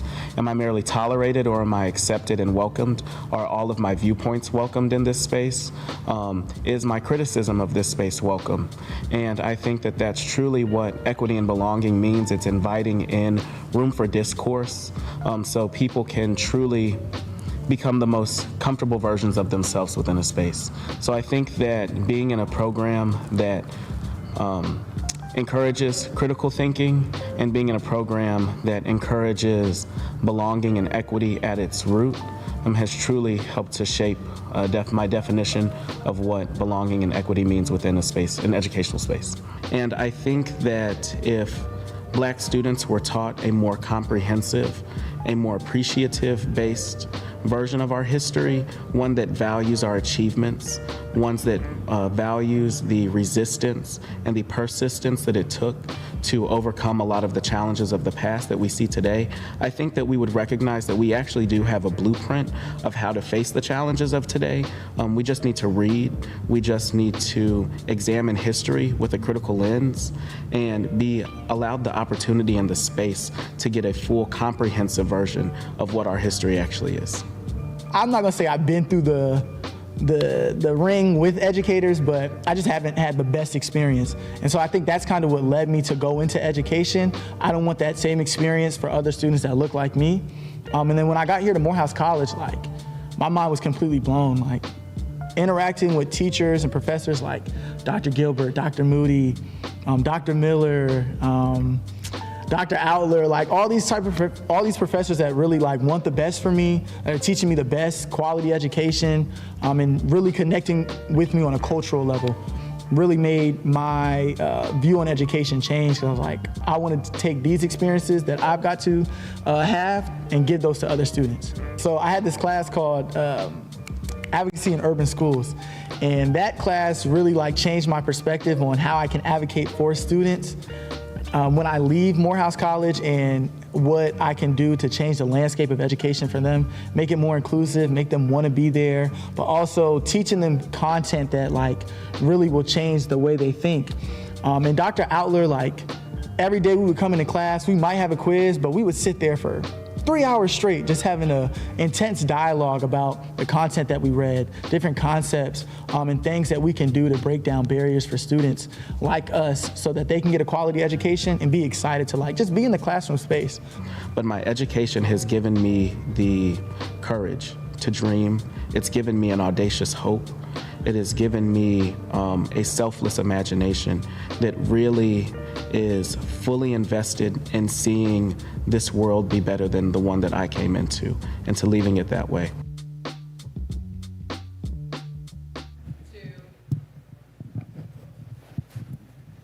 As the #1 HBCU in Georgia for undergraduate teaching, our centers of excellence are thought leaders who engage scholars, practitioners, and change agents from around the world.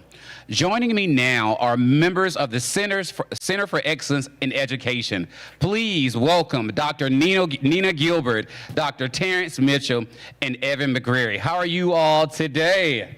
Wonderful. Happy Giving Tuesday. Yes, yes. Happy Giving Tuesday. So, Dr. Gilbert, I'm just going to dive on in. Could you tell me, why is it so important for us to invest here in the education department here at Morehouse College?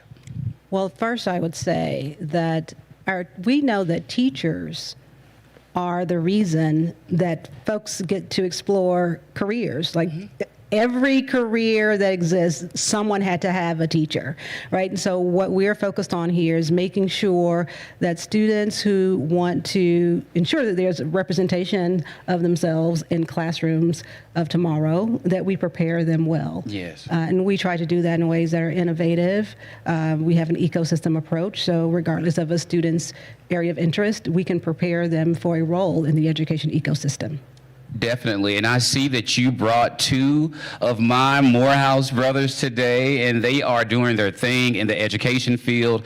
Could you all please tell us, why is it important for alumni to give to our education department? Yeah, thanks, John. So Dr. Terrence Mitchell, class of 2007. Yes, sir. For me, studying at Morehouse, all of my education courses were at Spelman. And so I think that there was something lost about my experience of becoming a teacher in the very place that my family invested in. And so while I think it was an incredible experience academically, everywhere that I've gone post Morehouse, I was searching for these type of experiences. Yeah. And so after wrapping up my doctorate at Harvard, I was really hoping and to come back to the place that I know was a place of actual physical and psychological rest, specifically for Black men that wanted to become educators. And so knowing that Dr. Gilbert allowed me to come and do some research writing here, we saw that there was actually something that was burgeoning here since 2019 in this really material experience around teacher development. And so in that experience, from what I've experienced from 03 to 07, knowing that it was emblematic and representative on our current campus was really important to me. And I think that that possibility of what's happening now was made possible by generous donors and philanthropic partners who've really invested in making sure that Black male educators are invested in, but are truly developed in the very pinnacle and the epicenter of Black male educator development specifically. Awesome. So, Brother Evans, tell me, why is it important to have Black male educators in the classroom? It's very important. It's about representation. I think even the kids, I'm a first-year teacher, so kids seeing me and understanding that it's actually cool to be a teacher and seeing representation of themselves. Because he's cool. Cool He's teacher. cool. He's a cool. It's very important, and it's very important to have that representation in the classroom for the kids face front. And also just supporting the center as well, I'm able to get over-prepared for the classroom and have the tools to be able to teach. So when I want to facilitate a teach back or I need extra time to lesson plan, I'm able to go over to a space that we call the Morehouse Commons, and we have all of that technology, smart boards, all podcast equipment, all type of things that we're able to use, and it can help me prepare me for the classroom. So tell me this, and I know Brother Levesque, he's waiting on his opportunity to ask you these questions.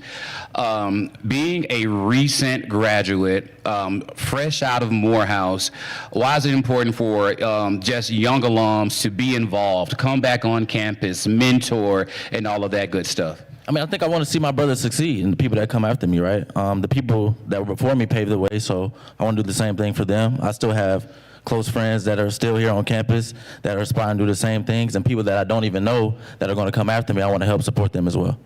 Awesome. So, Dr. Gilbert, what advice would you give incoming student who wants to go into the classroom? They're afraid, but they feel like it's a calling for them to teach. What advice would you give them?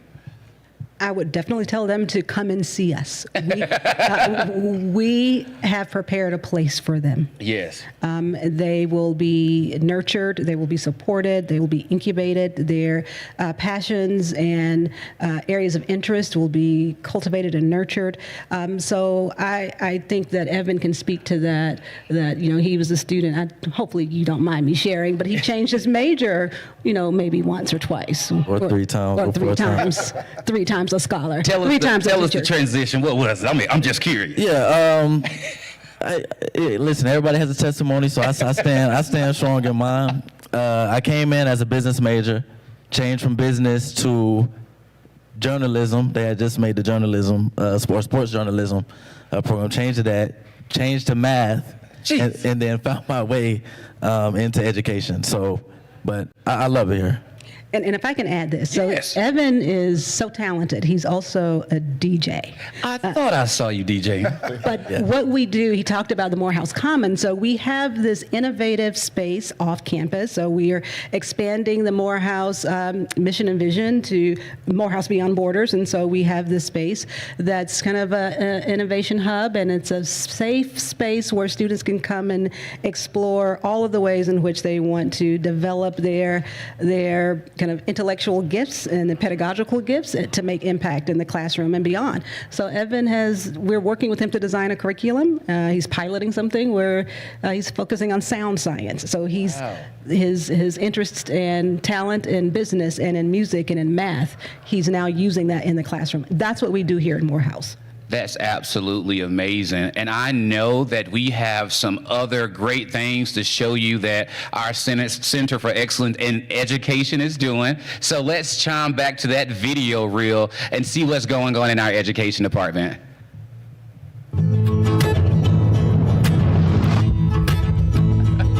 There's so many things that I didn't know until now. And there are things I'm certain that my children, they don't know.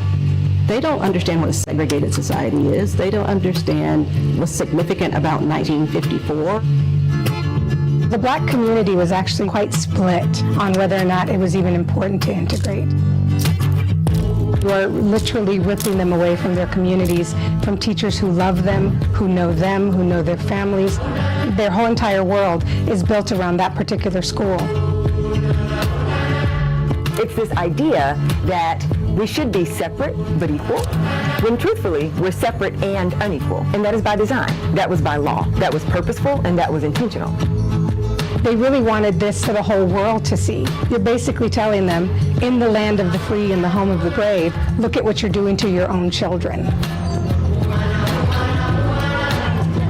I remember it like it was yesterday. It was just masses of people just all over. I couldn't understand what they were saying. I can remember trying to speak to a little white girl, and it was like I was invisible. The loss of Black education capital, not just that Black educators, but also the intellectual genealogy that was disrupted, that was covered over, that was forgotten. We keep showing up. We keep hoping for the country to have a soul. We keep hoping for the right thing to do. We've kind of stepped back in time, talking about book banning. The crisis is that we have a broken education system. We need more Black teachers to make sure that there's representation.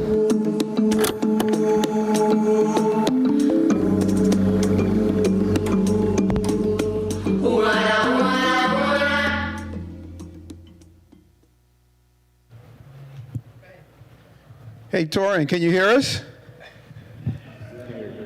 Awesome. Come a little closer to the microphone so we can hear you. And hopefully the weather in Northern California is better than it is here in Atlanta. It's just as cold here. Okay. Oh, boo. So thanks for taking some time out of your studies and hanging out with us tonight. We have some folks that you know well up here on the stage from the center. And I think the audience would be super interested in hearing how you found your way to education. So if you would, start with how you got to Morehouse and then how your time here in the education department prepared you to go to Stanford. Yeah. So start off with my journey to getting to Morehouse. I would say definitely it was the place that played a part in regards to that role was the church that I went to. I went to a church that was predominantly Black, like in my eyes, educators that all went to like different HBCUs all around. And just like having that representation while also being like a first generation college student was just very impactful for me personally, especially with going to school in spaces where I didn't see that many people that looked like me, in like whether that was in education or just fields outside of education as well. And so because of those people or those members that went to my church, they just, I guess in their eyes or in their words, saw something in me and my family where they would like tell my mom about these like different like mentorship programs that were out. Because I'm from San Diego, California. Sorry, I forgot to mention that. But there's not a lot of Black men in San Diego, California as well, or just Black people in general. And so that was just very impactful for me to like be able to like have access to an environment where I was seeing other like-minded individuals that looked like me and young boys that looked like me who wanted to pursue either a higher education or just had higher goals for themselves, which a lot of those individuals that I like grew up with in these like mentorship programs also ended up like going to Morehouse as well. So that actually is what led me to Morehouse, was like seeing those that were like older than me that were in those like mentorship programs that were like, oh, like, yeah, they went to Morehouse, came back and were give like advice and like talk about their experience about being at Morehouse and how like transformational like that experience was overall for them. And so for me, it was kind of like a off the wind type of situation where I like sent in my application, got in, and like all the members from my church kept telling me like, what, you got into Morehouse? Like what? Like you need to go. And for me, I was just gonna like stay and go to like my state school, San Diego State University. And then I told my grandpa that I got into Morehouse, and that was a school that he always wanted to go to when he was younger, but circumstances prevented him from doing that, and he ended up joining the military. And I guess just seeing how happy he was and proud he was of me for getting into Morehouse by itself just made me be like, you know what, I'm just gonna go. Check it out. Never been to Atlanta, never got to like visit beforehand, kind of just went on a win with it and got there. I also didn't start off as an education major as well. I came in being a business major because I knew I wanted to do something in education, but I didn't know like what that was exactly. And then I was talking to like the advisor for like the business department, and I was breaking down like what career path I wanted to go down. And she was like, that sounds like education.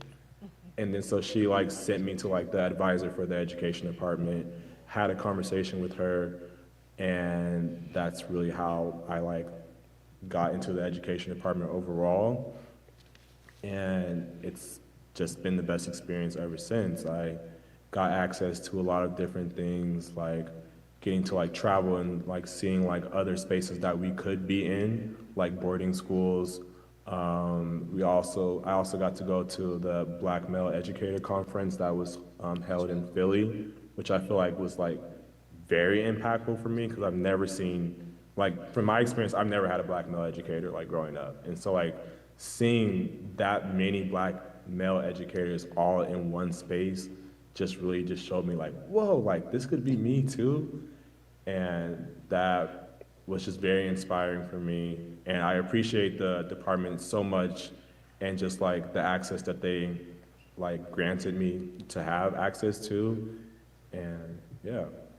No, thank you for that. That's a very comprehensive story. I want to follow up on one thing, and we pride ourselves at Morehouse as sending talented young men like you off to the prestigious graduate programs. Can you share, the sense of confidence that you have and the degree of preparedness you have when you are in the learning spaces with your peers now? Yeah. So to start off, I feel like just Morehouse just helped build my confidence as a young man overall, with whether that was showing me that it's okay not to be like the quiet one in the room, and it's okay to like speak like your mind and say things that you may like second guess yourself at. Like for example, if you're in a class and you have like a question or like a comment to make, but you're too like scared because you don't know if everybody else is going to agree with you, or you don't know if that's like the right answer to give in that moment. And I feel like Morehouse really showed me that, you know what, there's no wrong answer. Like every answer can lead to something that could be like the exact answer that you're trying to, like that the class or the teacher is trying to like get to. And I really appreciated like the instructors that I've had during my time at Morehouse when it came to like helping like guide like conversations and guide like how I see things basically. And just like coming into the space that I'm at now, like currently at Stanford University, and just like because of my experience at Morehouse and like the readings that we had for class, like we were reading like the Pedagogy of the Oppressed, like my sophomore year with Dr. Gilbert, and now we're reading that here.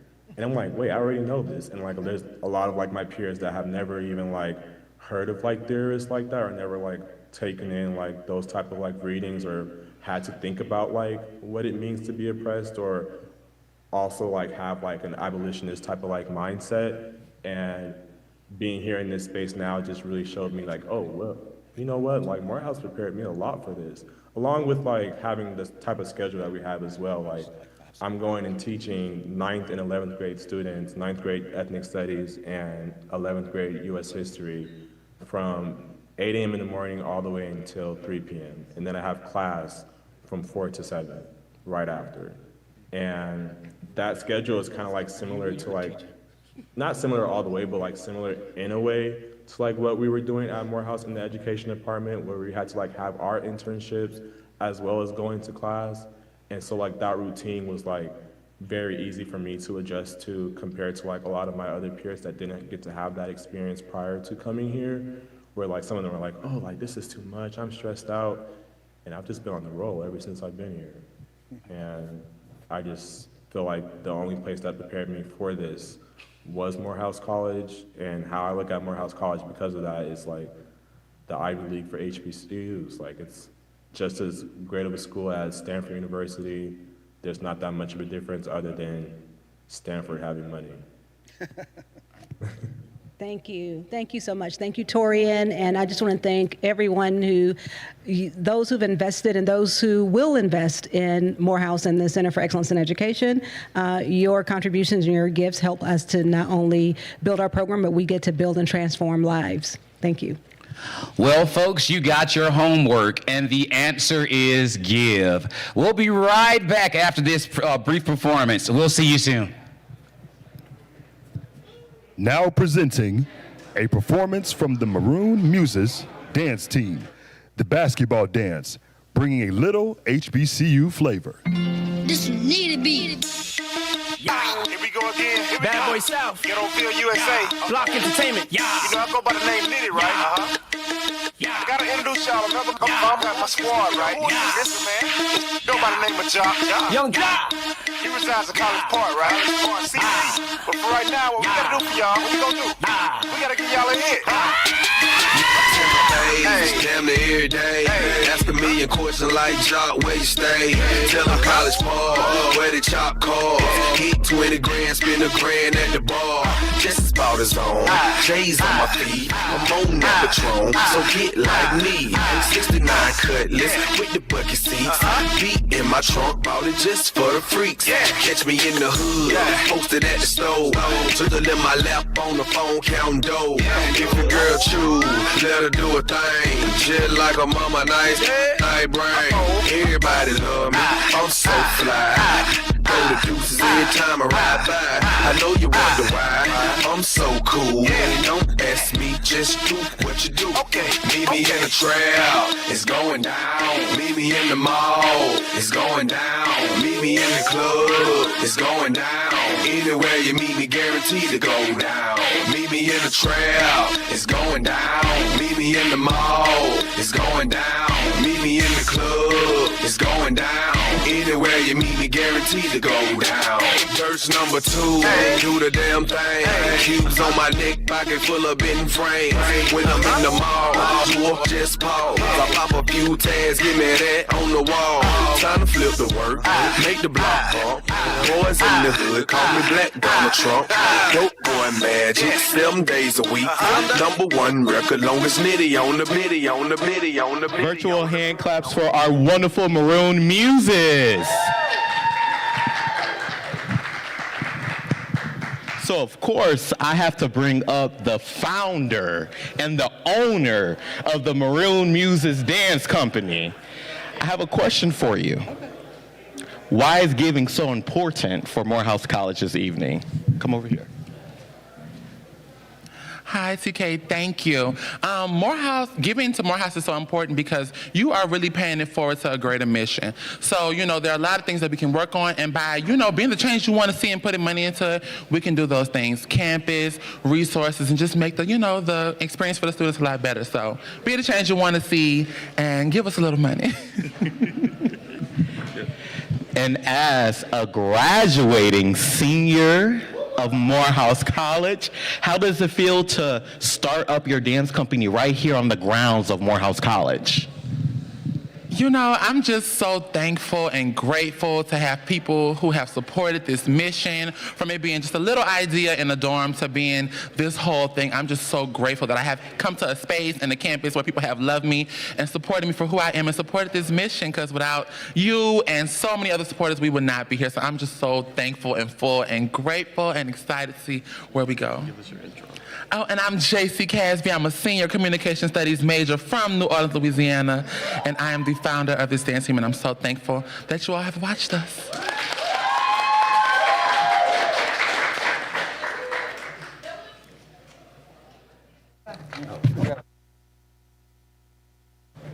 They about to come on you.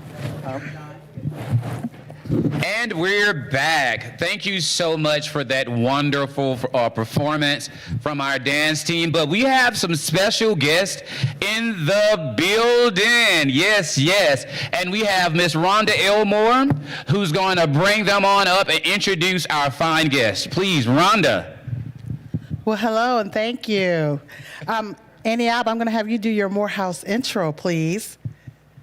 Hey guys, I hope you can hear me. My name is Aniaba Ngisa. I am a graduating senior at Morehouse, of course, and triple majoring in economics, mathematics, and computer science. And as of, I think 2 weeks ago or so, I was selected as a Rhodes Scholar to pursue graduate studies at the University of Oxford. And can you tell us who is also on the screen with you today?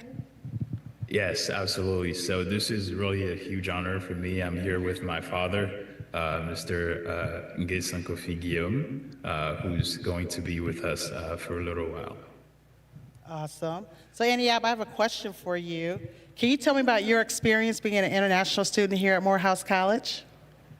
Yes, absolutely. I think Morehouse really came onto my radar from South Africa. I went to high school at the African Leadership Academy, and receiving the Oprah Winfrey Scholarship allowed me to pursue a Morehouse education.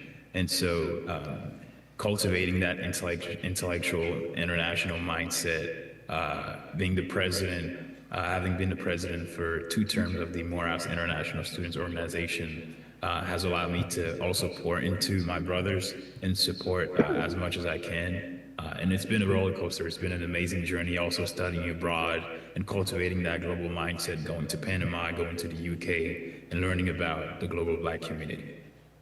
You are a very busy man. I don't know how you do it all with 3 majors, you're an RA, Oprah Winfrey Scholar, so that is amazing. So tell me, what was your initial reaction when you first heard that you were a Rhodes Scholar? Wow, it was a huge honor.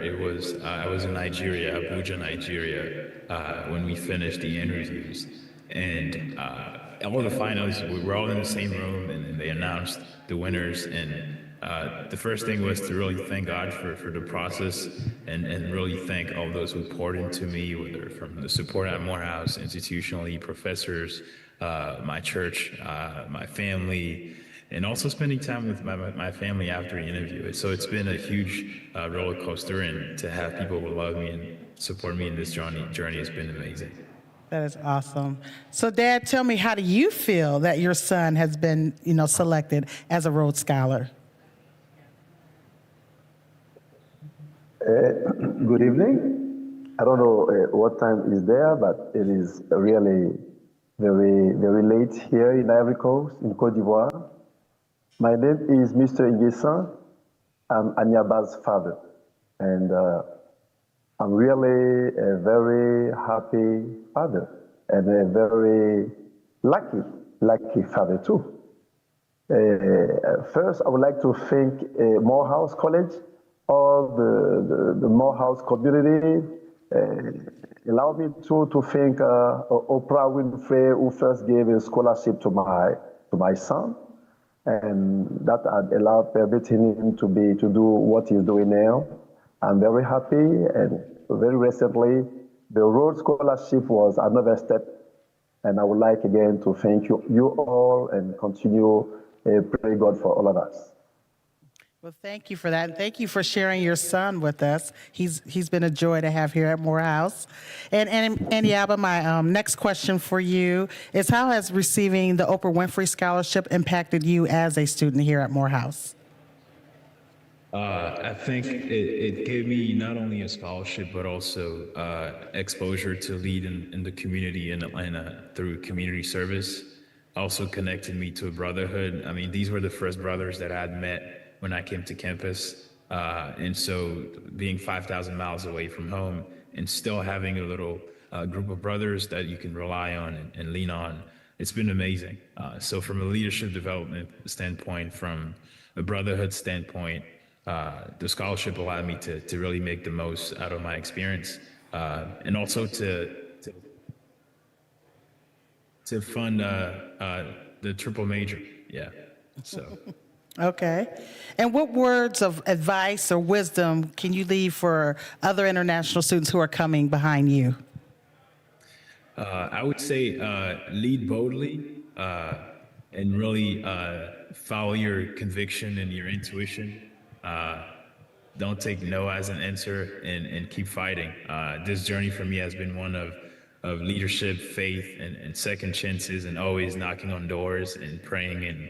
And so I encourage everybody who's a person of faith to keep having faith and keep pushing.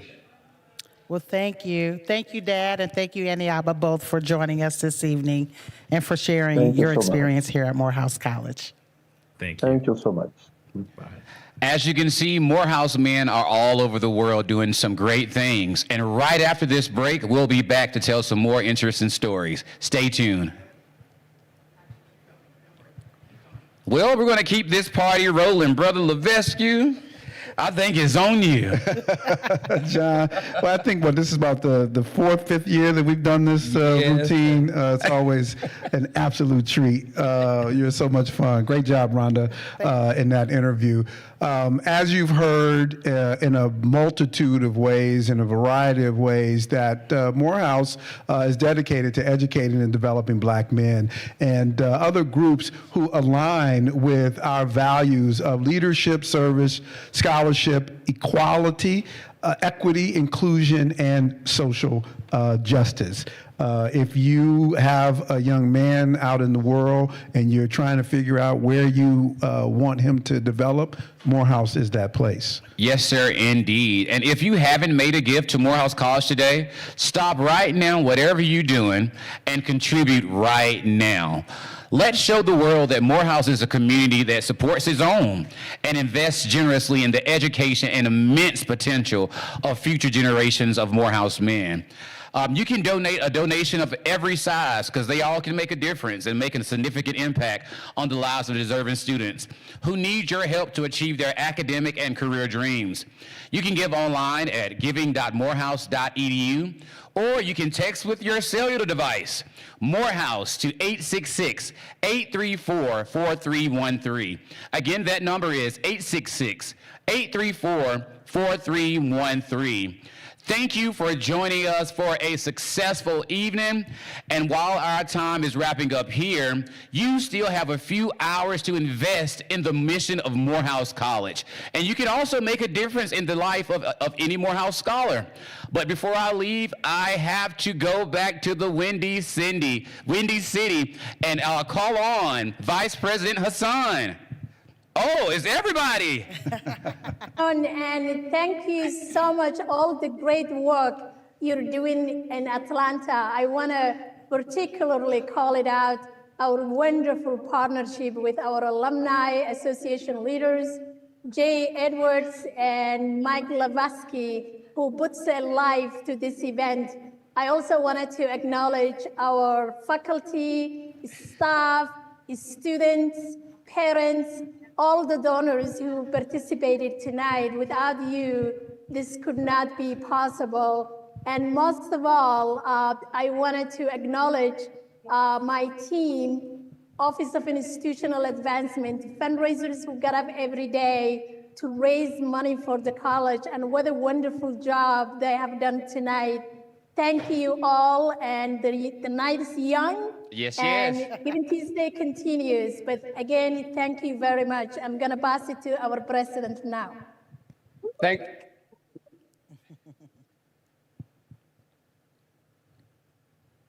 you very much again from the cold, windy city of Chicago, Illinois. Have had a great night of fellowshipping, being able to be here, chop it up, as they say, with fellow alumni, but really rally around the important cause of supporting students and the institution of Morehouse College. There's no more important time than now. Want to thank you in Atlanta, want to thank the other viewing parties around the country, and thank you here in Chicago as well. Please give my charge issued earlier. I want 100% giving of those who are part of Giving Tuesday, who are here viewing As mentioned, the night is young. We know on the West Coast, you still have more hours to midnight, so please do check in before you go down for the evening. So we're gonna go out Chicago with some noise. So on 3, we're gonna say no bears, no bears, no bears. We're gonna say go house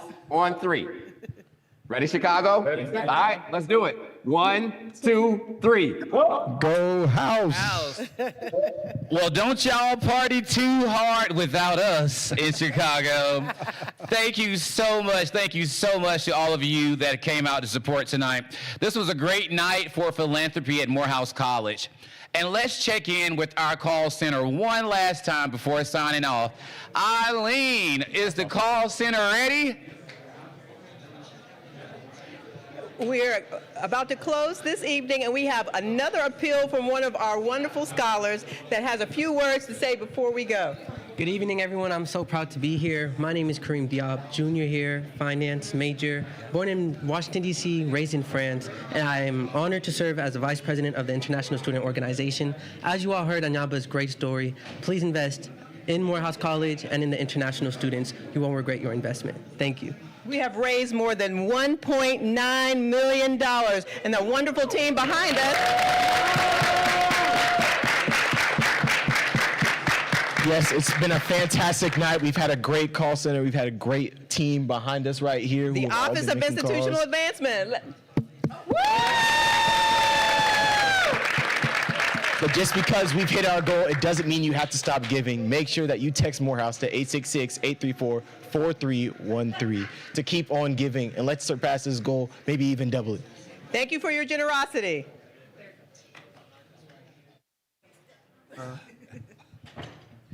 Well, our West Coast brothers still have plenty of time to give and to show your support for Mother Morehouse and the mission of Morehouse College.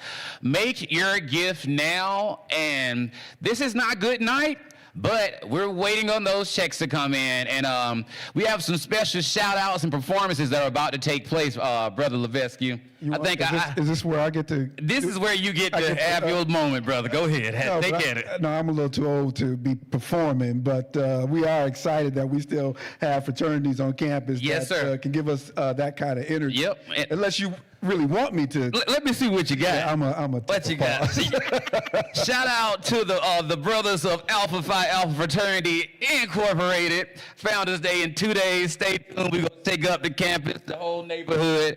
We're going to have a good time celebrating our founders and all the work that we've done for the community. Hopefully, Michael Levesque can say the same. Always. No, it has absolutely been a fantastic night. It is just, one of the best parts of the year to celebrate all things Morehouse. And again, we appreciate everybody that has tuned in. And as John said, the West Coast is still up to bat. Yep. We got some fantastic brothers doing some fantastic things from again, people talk about California as if, we don't have Seattle and Alaska and Hawaii, right? And so when we say the West Coast, we are all inclusive. So guys, we know you're out there, do your thing, and make us proud. Awesome. Well, folks, continue to give, and until next time, we'll see you soon. Bye-bye. Thank you. Get ready for a showcase of discipline, precision, and powerful tradition. We are thrilled to welcome the esteemed members of the Divine Nine. They're here to demonstrate the heart of fraternity culture. Please make some noise for the incredible artistry and history of fraternity stepping from Alpha Phi Alpha and Omega Psi Phi.